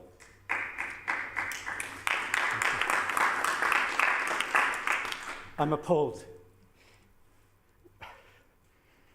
Sorry, this is quite a personal story. I'm appalled at the hostile environment put in place by this government and what's in their bill. I also feel a close personal sense of horror at the war in Ukraine. Over a century ago, my grandmother was brought as a child refugee from Ukraine to sanctuary in Scotland. I'd not exist if the people there hadn't welcomed her family into the host community to build new lives safely. We're a city of sanctuary, and we offer sanctuary to all refugees and asylum seekers, whatever the war, disaster, or political threats they face. That's why every year I support Refugee Week. And I'm grateful for Councillor King for explaining all the support that does happen to those who arrive here. My life in Bristol has been enriched by a Kurdish refugee who became a colleague and who has settled here. But more recently, a Ukrainian friend and colleague I know has been under threat there. She'd been busy promoting the Sustainable Development Goals with colleagues around the world and mentoring displaced women from the occupied regions of Ukraine who are now forced to emigrate. She was supporting them in that journey, even while sleeping in her cellar to shelter from the bombardment in Kramatorsk, eastern Ukraine. After several days of terrifying silence, I finally heard she and her family, her mother, her aunt, her grandmother and herself, had eventually made the long and perilous journey to the western part of Ukraine, and then finally reached Hungary yesterday. At last, closer to peace and safety. So let's get this motion passed. I wish the whole House would support it and provide active support and work with our partners to give more support and remember our humanity. Thank you.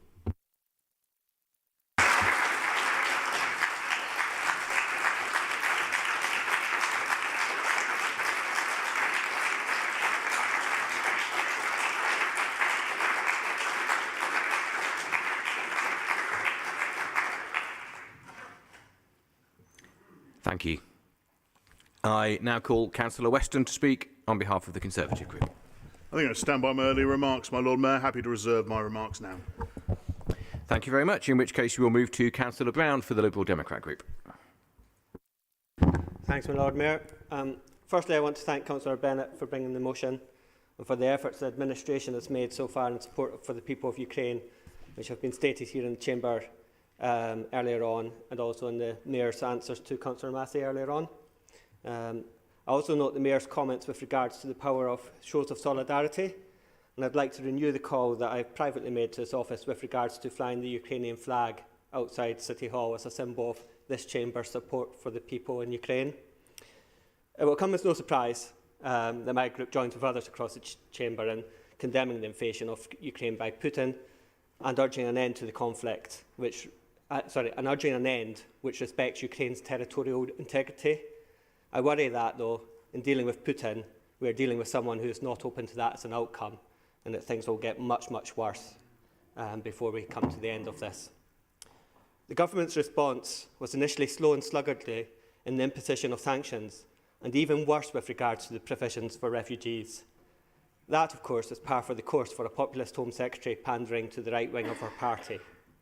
It is right, therefore, to place the current decisions in the context of the government's Nationality and Borders Bill, which plays to the same gallery, even if the Conservative group opposite disagree with this. It has been noticeable that the public have been way ahead of the government when it comes to this issue. They can see the scale of the conflict and the historic parallels, and there is a widespread willingness to accommodate people fleeing the war. Indeed, within 2 days of the war starting, I had received a message from a former colleague asking for details of any resettlement scheme. 3 weeks later, the government has only just started to relax the requirements for people to have a family link here, but they're also insisting on those wishing to come here to be sponsored, and for those wishing to open their homes to first identify a refugee before they can then proceed with it. I was surprised the original motion didn't specifically call for visa requirements to be waived, Marley. This is something I would have liked to have seen, and in line with the Green Amendment, something that we should be part of our response to all such crises. Finally, I would particularly like to note the reference made to providing support for dissident Russians. It's easy in times of war to regard the enemy as an homogenous mass. This is not the case. Many Russians object to the war, and many more would if they had access to free media. Indeed, we saw a stark demonstration of this with the intervention of Marina Ovsyannikova, and thankfully, the latest news from Moscow is that she is safe and out of police custody. I'm glad the amendment passed, and I sincerely hope that we can pass this amended motion as a whole. I do think it's regrettable that the Tories and others are opposed, though.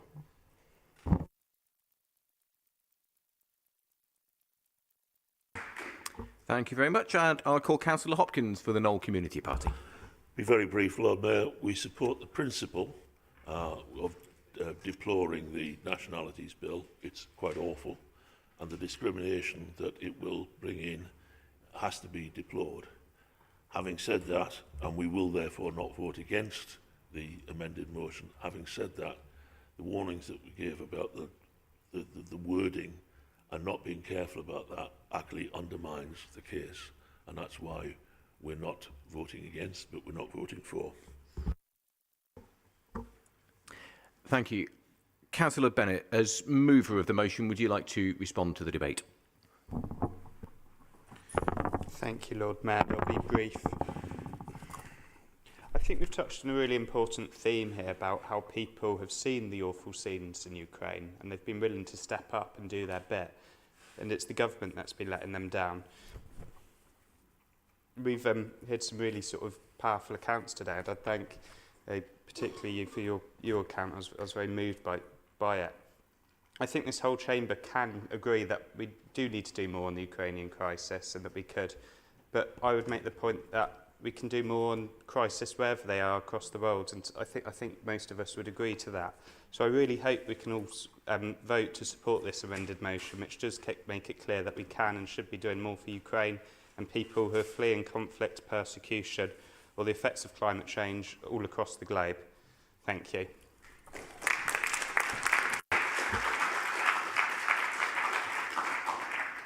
Thank you very much. Mayor Rees, would you like to respond to the debate? Yeah, sure. I mean, I'd say first off, the points you made earlier on were purposefully non-political. I just wanted to explain what system was in place now, so we as a city could be aware. But having said that, over the last few days, we've been sharing real concerns just about what appears to be a real ad hoc approach to supporting refugees fleeing the Ukraine. Now, it could be said we have to do something now, and this is the best we can do. But actually that ignores the context, and that the political decision to create a hostile environment has left us ill-equipped to cope with a world that is increasingly unstable, be it from conflict, climate-related conflict, whatever circumstances that are driving people around the planet. And it's left us with a system that is unable to cope. In this chamber, actually, a number of years ago, with the Global Parliament of Mayors, we had about 100 mayors from around the world, Global North and Global South. One of the main issues we put on the table was migration, and how we as an international network of cities create a more just, inclusive, fair migration system. And for those of you that are sensitive to this, by the way, mayors in the Global South don't want to lose their people in the first place. So it's not just about how you create justice in the receiving countries, it's how you reduce the push factors. It's also about how you reduce the push factors in source countries, and Mayor Aki Sawyer from Freetown is particularly hot on that. I think also our real concern about this latest announcement, and we will make the best of it, is that it was announced with no engagement with local authorities. There's a reason it's been switched from the Home Office to DLUP. And that's because real delivery happens at the local authority level. And yet you get an announcement, even though it has moved, that's not included us. So we end up trying to interpret what it means, trying to retrofit, picking up the external costs of the system when the support is not there. Now, I'll just say, just a couple of final things on this, right? I've written an op-ed that I haven't put out because I want to make sure that it can be heard in the way that I meant it. And I'll say this, and I've been raised this, yesterday I raised this with the World Economic Forum, I raised it with the Mayor's Migration Council, and I raised it with Lisa Nandy, Yvette Cooper, yesterday, and other Labour leaders. Our condemnation of Putin's action, and I welcome the distinction between Putin and Russians, is unconditional. Our support for Ukrainians is unconditional. But I cannot unsee what I have seen. And seeing that some people with brown skin, black skin like mine do not seem to be getting access, the same level of access to routes to safety, to see that bordering countries do not seem to be giving the same level of support to people fleeing for safety, that countries like ours have reacted differently, and the way the journalists have reported on it, humanizing migrants to a whole different level of engaging people to engage with their plight is a concern. The point I've made is, again, the condemnation and the support is without qualification, but we have to be careful that we don't subconsciously and accidentally endorse a two-tier refugee system in the world. And I know I've gone over, and I would just say, I'm really proud of Bristol, just how comfortable I have felt in that hall there. We have personally welcomed Afghans. We had, as Ellie said, we had Hong Kongers in there the other day. Just a few years ago, we had taxi drivers taking so many Syrian families up to Bristol Zoo to welcome them to Bristol, that it feels totally comfortable to stand up and say on behalf of the Bristol to people looking for a new home and hope that Bristol welcomes you as part of our city community. So I thank the city for protecting that culture here.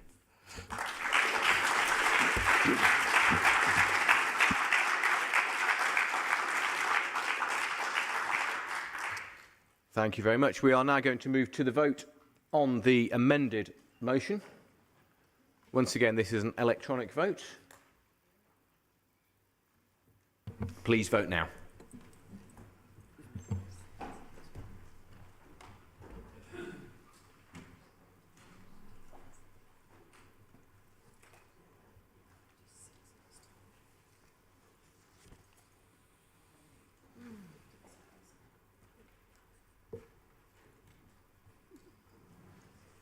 Okay, we have 42 votes in favour of the motion, 12 against and 2 abstentions, so the motion is carried.